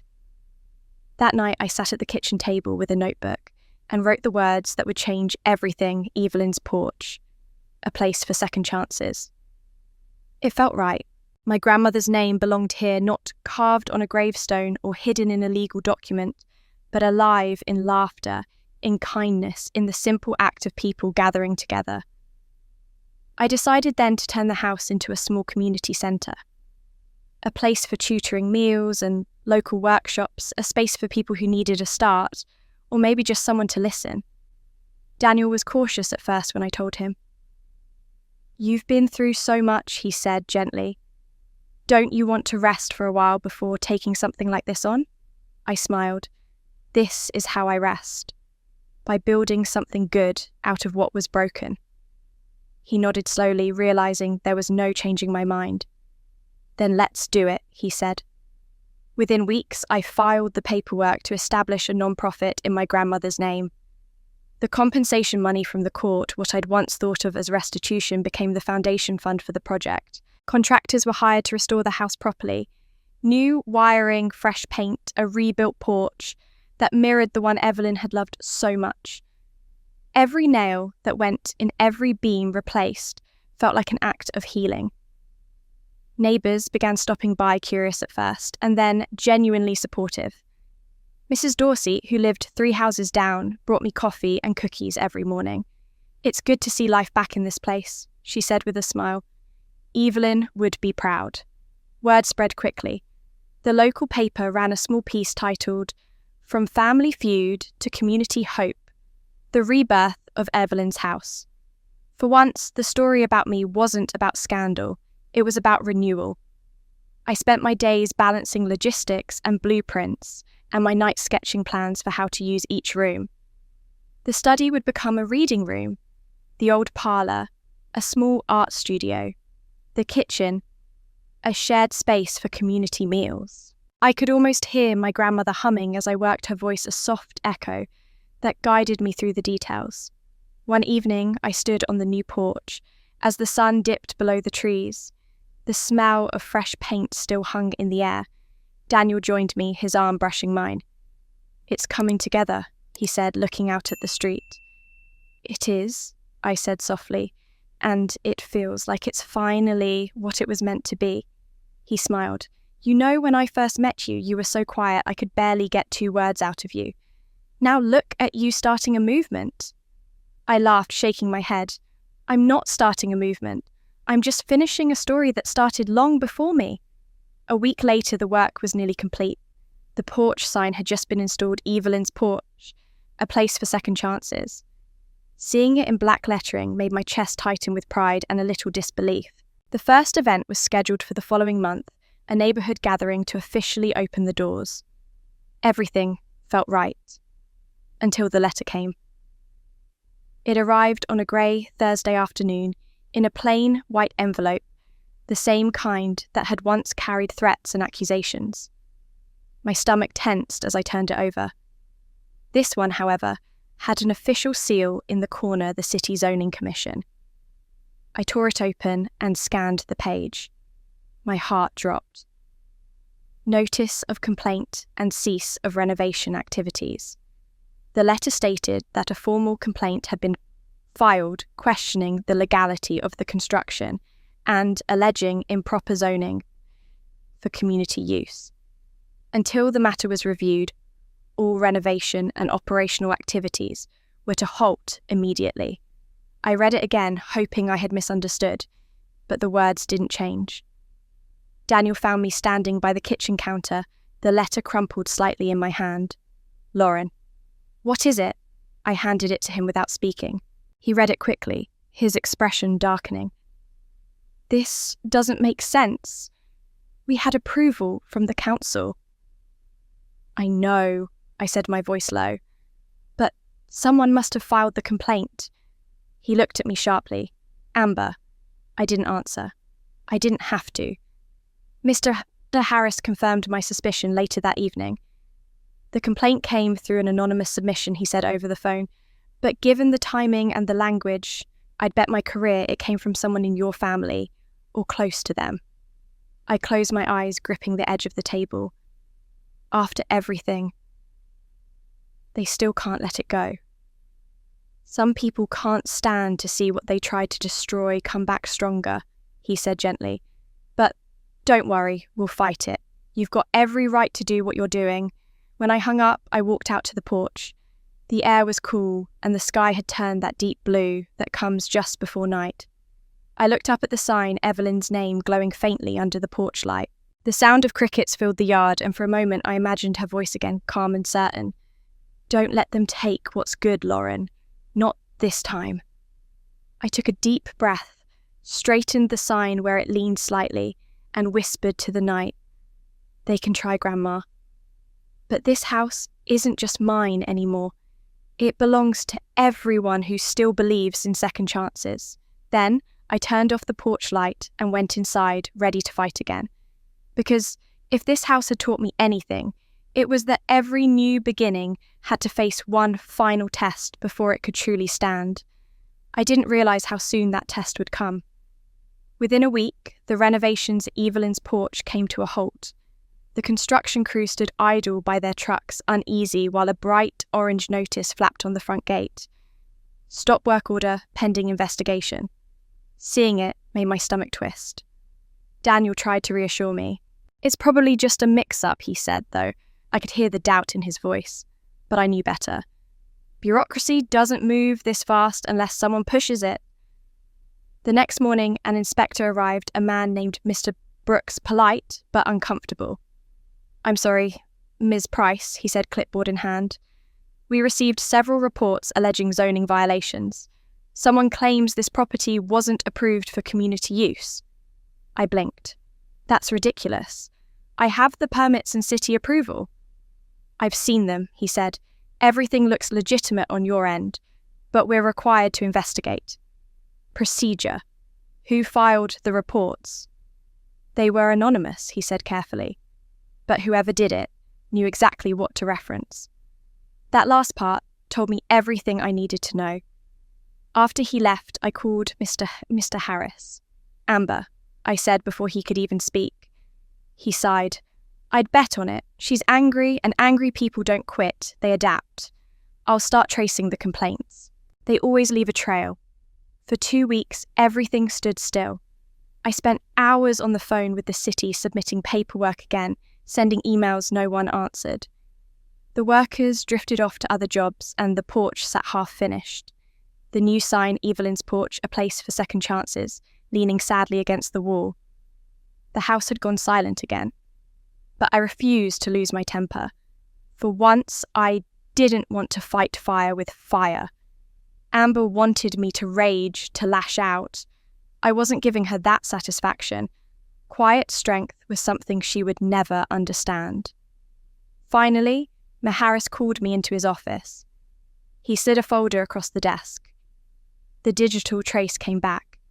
The reports were filed from a public library in Fairfield. That's her town? I stared at the papers, feeling both vindicated and exhausted. So it was her. He nodded. Same timestamps as her social media posts that day. Sloppy. "We'll file a formal complaint, but keep this private. The less noise you make, the faster this dies." I left his office with a strange calm. She had struck again, but all I felt was pity. Amber had become trapped in her own bitterness, fighting battles she could never win. I wasn't her target anymore. I was just the mirror she couldn't bear to look into. That evening I drove back to the house. The stop order still fluttered on the gate, but I didn't tear it down.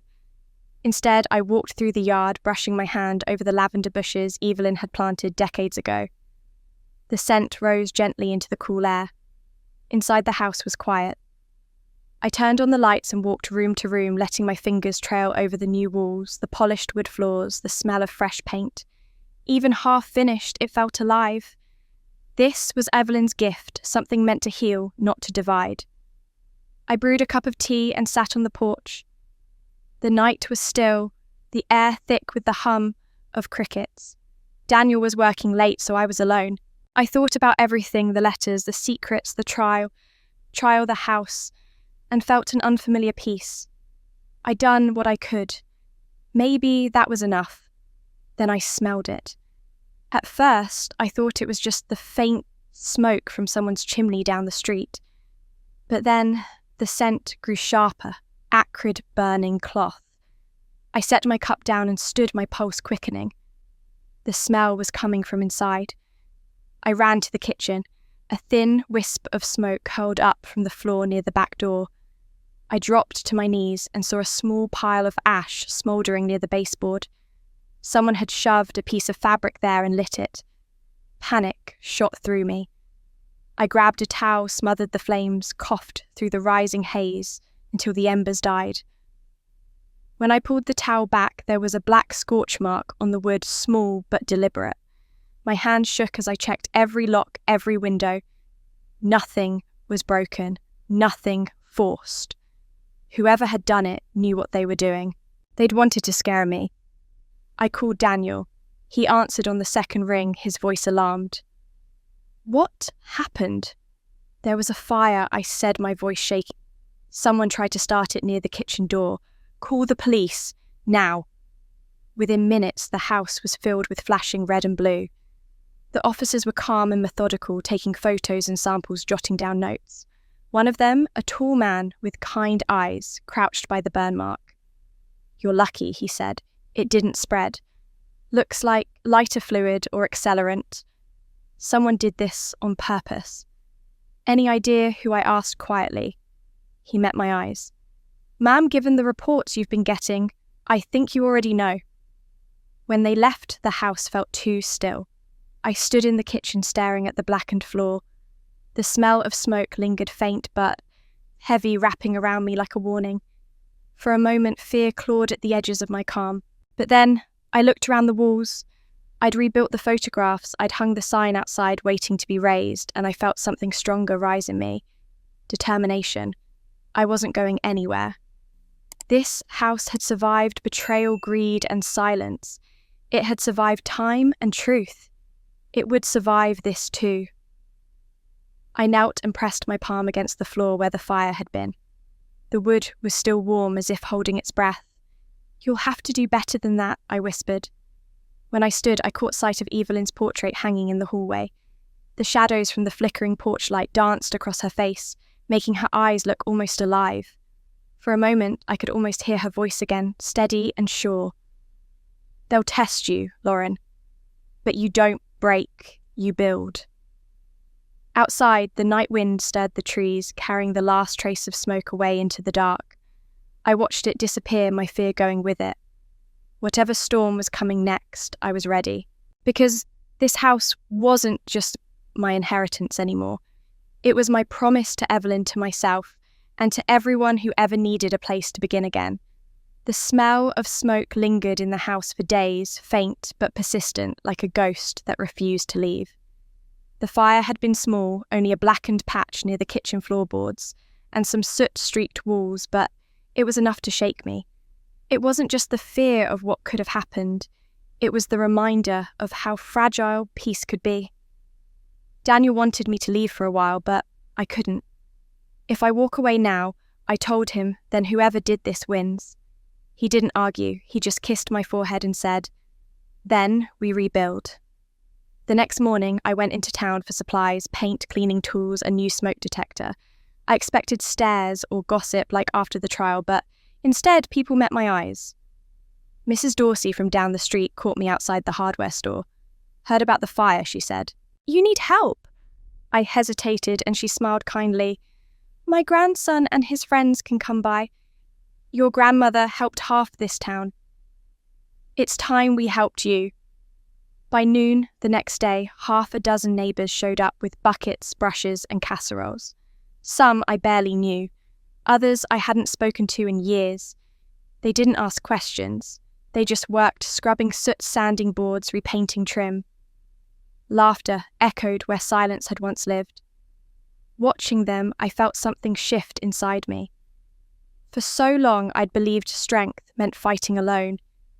But these people, ordinary, kind, unasked for, were showing me something my family never had: quiet solidarity. The house wasn't just being cleaned. It was being redeemed. Mr. Harris stopped by mid-afternoon, hands in his pockets, smiling faintly. Looks like the town's on your side now, he said. I nodded, glancing at the volunteers. It feels like the house is breathing again. He looked around thoughtfully. Evelyn's spirits still lingers here, you know. She built something that outlived her. That evening, after everyone left, I sat on the porch with a mug of tea, watching the sunset turn the sky amber and pink. The porch creaked gently beneath me, the same sound I'd heard since childhood. For the first time in a long while, it wasn't a reminder of loss. It was a rhythm of healing. Daniel joined me later, wrapping a blanket around my shoulders. You've got half the town working for you now, he teased. They're not working for me, I said softly. They're working with me. That's what this was always supposed to be about. He smiled, pride in his eyes. You turned something broken into something good. After he left, I stayed on the porch. The house glowed faintly behind me, the scent of fresh paint mixing with the lavender Evelyn had planted decades ago. I closed my eyes and whispered, "We did it, Grandma." Then headlights flashed at the end of the street. A car slowed, idled, then pulled up in front of the gate. My first thought was the police or another inspector, but when the door opened, I froze. Amber. She stepped out slowly, unsteady, wearing a wrinkled coat and shoes caked in mud. Her hair was pulled back roughly, her eyes swollen as if she hadn't slept in days. She stood at the gate, gripping it with both hands, like she wasn't sure whether to come in. "Amber," I called quietly. She looked up, her voice breaking. "Can I come in?" I hesitated, then nodded. She walked up the path, each step slower than the last. The porch light caught her face, and for the first time in years, I didn't see arrogance or malice. I saw fear. "You can sit," I said, gesturing to the steps. She sat heavily, staring down at her trembling hands. The silence stretched between us, thick and uneasy. Finally, she whispered, "They're saying I did it." My chest tightened. "The fire." She nodded, tears spilling down her cheeks. "I didn't, Lauren. I swear I didn't. I filed the complaints. I was angry. I wanted to slow you down, but I'd never..." She swallowed hard. "I never meant for it to go that far." Her words hung in the air, heavy with guilt. "Why are you here?" I asked quietly. "Because I think someone else is trying to hurt you," she said, her voice trembling. "And I think I made it easier for them." A chill ran through me. "Who?" She looked away, her shoulders shaking. "I don't know. But after the fire, someone started calling me no number, no name. They knew things. About Grandma's will, about you, about me filing the reports. They said if I didn't stay quiet, they'd make sure I burned too." I felt the blood drain from my face. "You're serious?" Amber nodded, her breath shallow. "You think I'd come here if I wasn't?" "I'm terrified, Lauren. I thought I could handle things my way. But whoever this is, they're dangerous." For a moment, all I could do was stare at her. This woman, the sister who'd mocked me, betrayed me, tried to destroy everything I'd built, was shaking like a child in front of me, and despite everything, my anger began to crumble. I took a slow breath. "Amber, listen to me. Whatever's happening, we'll figure it out, but you can't keep running." She let out a weak laugh that dissolved into a sob. "I'm not running. I'm already caught." I moved closer and sat beside her. For a long time, we didn't speak. The only sound was the faint rustle of the wind through the trees and the soft creak of the porch beneath our feet. She finally looked at me, her voice barely a whisper. "You're not afraid. I've been afraid most of my life," I said. "But fear isn't what keeps me standing. Love does. And Grandma built this house with love." Amber's lip trembled, and she nodded slowly, wiping her face with the back of her hand. "You sound just like her when you say things like that." The word struck something deep in me, an echo of our mother's voice from that last conversation. Maybe, for the first time, Amber saw the same thing. The porch light flickered once, casting our faces in shadow. Amber glanced toward it nervously, then back at me. "What if it's not over?" she whispered. I met her eyes, steady and calm. "Then, we face it together." She looked at me for a long moment, as if trying to decide whether she believed me. Finally, she nodded, her hands still trembling. The night air was cold, the world quiet around us. And as we sat there, two sisters bound by blood mistakes and the ghosts of everything we'd lost, I realised that this was what Evelyn had meant all along. You don't rebuild alone. You do it one act of courage, one act of forgiveness at a time. But just as I started to feel that fragile peace returning, a sound broke through the stillness, a faint rustle behind the house, followed by the unmistakable snap of a branch. Amber froze. I turned toward the darkness, my pulse quickening. The peace we'd just found felt suddenly fragile again, like the calm before another storm. For a long moment, we sat frozen, staring toward the darkness behind the house. The rustling stopped, leaving only silence and the faint hum of crickets. Daniel's truck lights appeared moments later, cutting through the night as he pulled into the driveway. When he stepped out, the tension broke a little. Whatever or whoever had been there was gone. The police came again the next morning and found nothing. No footprints, no signs of forced entry. Just another mystery added to the list. But that night changed something in both of us. Amber stayed in town for a few days afterward, sleeping on the couch in the living room. She didn't talk much. Sometimes I'd find her standing at the window, staring out toward the trees, lost in thought. It was the first time I'd seen her quiet, not from pride or anger, but from exhaustion. Over the next week, she began helping with the renovation cleanup, painting walls, and repairing small details with the same hands that had once worked to destroy me. The volunteers were cautious around her at first, whispering when they thought I couldn't hear, but she didn't seem to mind. She worked hard, never complained, and for once didn't try to be seen. One afternoon, a local journalist stopped nearby to ask for an update on Evelyn's porch. The reopening had become a community story, and they wanted to cover it for the Sunday paper. As the reporter set up her camera, Amber stepped aside, but the woman surprised us both. "You were Evelyn's granddaughter too, weren't you?" she asked Amber. "Would you like to say something?" Amber froze, looking to me as if for permission. I gave a small nod. Slowly she stepped forward, her hands trembling slightly. The camera light flicked on, and for a moment she said nothing. Then she took a deep breath and began to speak. "My name is Amber Price," she said softly, "and I've spent most of my life trying to prove I was the better daughter, the better sister. But all I really proved was how far jealousy can take a person from who they are." Her voice quivered, but she didn't stop. "I lied. I manipulated. I hurt people who never deserved it. And when my sister inherited this house, I thought it was one more thing being taken from me. So, I tried to ruin her, but I ruined myself instead." The reporter's eyes flicked between us, sensing something raw. The camera kept rolling. Amber's hands were clasped tightly in front of her now.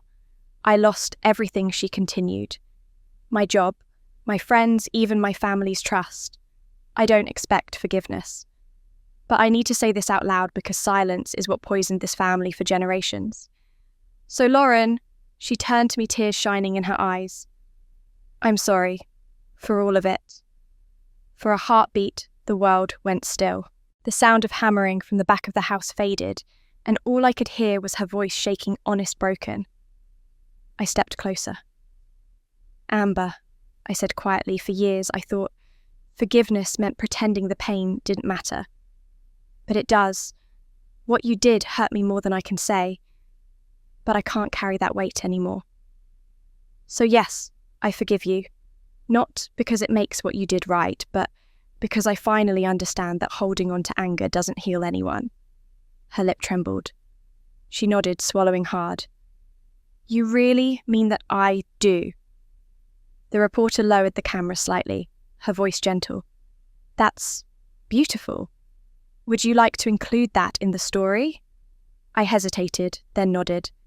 "Yes, people should know that this house isn't about winning or losing. It's about letting go." The interview ended, but the moment lingered. Amber walked out onto the porch, leaning against the railing, her face turned toward the sunlight. For the first time, I saw the girl. She used to be the one Evelyn used to hold close when we were little, before jealousy and bitterness built walls between us. Later, when the crew packed up and left, she stayed behind. We sat together on the steps, watching the last of the light fade through the trees. The air was cool, heavy with the scent of lavender and paint. "Thank you," she said quietly. I looked at her. "For what?" "For not hating me," she said, her voice breaking. "I would have understood if you did." I shook my head. "You were angry, lost. We both were. But anger doesn't get to win forever." She was silent for a long time. Then she sighed, her gaze distant. "I've been thinking about Grandma a lot," she said. "About how she used to sit out here at night and tell us stories. I never really listened, but I remember her voice. She believed we'd find our way back," I said softly. Amber nodded. I think she was right. We sat quietly again, letting the evening settle around us. Crickets sang in the distance. Somewhere, A dog barked. For the first time in months, I felt the world exhale. Amber turned toward me suddenly. "Lauren," she said, "there's one more thing you should know." Her tone made my stomach tighten. I studied her face. "What is it?" She hesitated, biting her lip. "It's about the fire." My breath caught. The warmth of the evening air suddenly felt cold. "I told you I didn't do it," she said quickly, and I didn't. "But before it happened, I got a message. Someone warning me to stay away from you, to stop trying to make peace." My heartbeat quickened. "From who?" She looked down, twisting her hands together. It came from a number I didn't recognize. But it said one thing: "You're next." The words hung between us, heavy and chilling. The crickets outside seemed to fall silent, the air stilling around us. Amber looked up, her eyes wide with fear. "Lauren," she whispered, "I think whoever started that fire isn't finished yet." And in that instant, as the last light of the day faded from the porch, I realized forgiveness hadn't ended the danger, it had only brought us closer to the truth. Amber left early the next morning. I stood by the gate as her car disappeared down the winding road, her last words echoing in my mind. "You're next." It sounded like a threat, but it also felt like a warning, a final desperate attempt to protect me from whatever had begun when the fire was set. I wanted to believe the danger was over, that forgiveness had washed everything clean, but unease lingered. It lived in the quiet moments, in the creak of the house, settling in the faint smell of smoke that sometimes seemed to drift back from memory. The days that followed passed slowly, filled with work and a fragile kind of peace. The investigation into the fire had gone cold, and Mr. Harris advised me to focus on the reopening of Evelyn's porch instead. The community was eager the date set. The house was alive again, flowers in the garden, laughter from the volunteers, sunlight through clean windows. Still, something inside me felt unfinished. One afternoon, while cleaning the upstairs guest room, I noticed a small section of the wall near the window that didn't quite match the rest. The paint was slightly darker, uneven. When I tapped it, it sounded hollow. I almost ignored it, but something about it pulled at me. Evelyn had hidden things before, letters, photos, secrets she wanted time to reveal. Maybe this was one more. I fetched a small hammer and carefully loosened the panelling. Behind it, tucked between the wooden beams, was a small tin box covered in dust. My breath caught as I lifted it out and set it gently on the floor. The metal was cool, the latch stiff, but it opened with a soft click. Inside was an envelope, yellowed and delicate, sealed with my grandmother's handwriting. On the front, in faded ink, were the words, "For when the house is whole again." My hands trembled as I unfolded the letter. Evelyn's handwriting, steady and graceful, even in her final months, filled the page. "My dear Lauren, if you are reading this, it means you have done what I always hoped. You have brought light back into this house. I knew you would. You have always seen the heart of things, even when others could not." I paused, swallowing hard. Her words felt like a hand resting on my shoulder. "There is something you should know. Years ago, I began a small fund hidden away in a trust under your name. I called it the Second Chance Trust. I started it with what little I had left after your grandfather passed. I wanted to create something that could help others find their footing again when life knocked them down. If you choose, this fund is yours to continue. But remember, Lauren, this house is not your legacy. You, Cesaias." I blinked back tears, the words blurring before me. Your kindness, your strength, your quiet faith in what is good, these are what will outlast walls and wills and names. If this house ever becomes more burden than blessing, walk away knowing you have already fulfilled my wish. You made it a home again simply by being in it. All my love forever, Evelyn. I read the letter 3 times before I could even breathe properly. The Second Chance Trust. A hidden fund. I hadn't known she'd left anything else. After everything, after the battles, the bitterness, the pain, she had still found a way to make her love tangible, still believed in helping others find hope again. I found the trust details folded in a second sheet beneath the letter, a modest account, but enough to make a difference. Enough to start something real. I sat there for a long while on the dusty floor, the open box beside me, sunlight streaming through the cracked window. My tears came quietly this time, not from grief, but from a feeling deeper than that, something like completion. Later, I took the letter downstairs and placed it on the mantel beside her photograph. The evening light hit the glass just right, casting a soft glow across her face. For a moment, I could almost see her smile. Daniel came in just as I was refolding the letter. "You've been up there for hours," he said gently. "Find something?" I nodded. Her last letter. She left a trust, something called the Second Chance Fund. He raised an eyebrow. "For what? For people like us?" I said softly. "People who've lost things, who need help starting again." He smiled, pride flickering in his eyes. "That sounds like her." "It does," I said, "and it feels right. Evelyn's porch isn't just going to be a building anymore. It's going to be a promise. A place where people can begin again like she wanted." He stepped closer and took my hand. "Then you should tell people about it." I looked up at him. "Tell them?" He nodded. "You've kept quiet for too long. The town knows bits and pieces, but not the heart of it. If you want Evelyn's legacy to live on, let them hear the whole story from you." The idea scared me more than I wanted to admit. I'd spent most of my life being silent, hiding in the background. But now, after everything, the trial, the fire, the forgiveness, it felt like silence would be the one thing that betrayed her. That night I sat by the window reading the letter again. "You are my legacy, not this house, but your heart." The words echoed through me. For the first time, I didn't feel like a survivor of my story. I felt like its continuation. I picked up my phone and called the local news reporter who had covered the interview weeks ago. "Hi, this is Lauren Price," I said when she answered.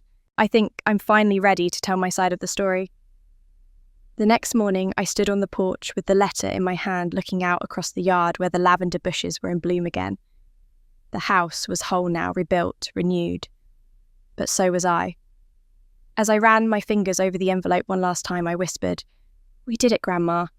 And though the wind was still and the porch quiet, I could almost hear her answer carried softly through the walls she had once called home. But even then, I knew this wasn't the end. Sharing the truth would mean reopening every wound, mine Amber's, maybe even my mother's. Yet somehow, I didn't fear it anymore. Because for the first time, the story didn't belong to pain. It belonged to love. The morning of the opening ceremony felt like a benediction. The sky was clear, the air cool and still. Dew sparkled on the lavender bushes Evelyn had planted decades ago, their scent drifting up the steps of the freshly painted porch. I stood there watching as people began to arrive, neighbours, friends and strangers who had heard about the project. The banner over the gate fluttered gently, Evelyn's porch, a place for second chances. Daniel stood beside me, straightening his tie, even though he wasn't the one speaking. "You ready?" he asked softly. I smiled, though my heart thudded with nerves. Ready enough. By noon, the yard was full. I saw familiar faces, Mrs. Dorsey with her grandson, Mr. Harris in his grey suit, the volunteers, who had scrubbed soot from the walls after the fire. Near the back, partly hidden in the shade, stood Amber. She looked small, her hands clasped, but when our eyes met, she gave me a hesitant nod.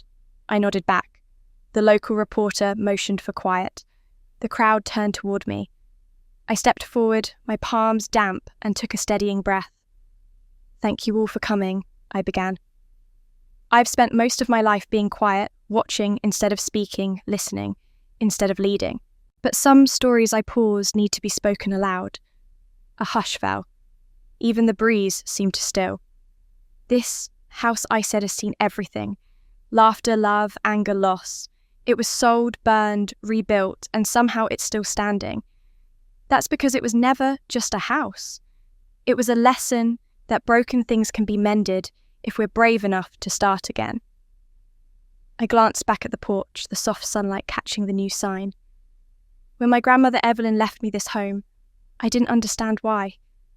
I thought it was about ownership, about inheritance. But I see now she wasn't giving me a house. She was giving me a chance to rebuild what life had broken.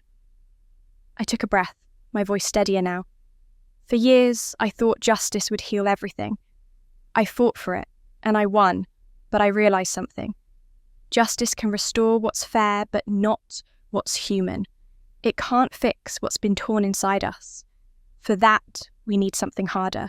We need forgiveness. A few people nodded quietly. Forgiveness doesn't erase the past, I continued.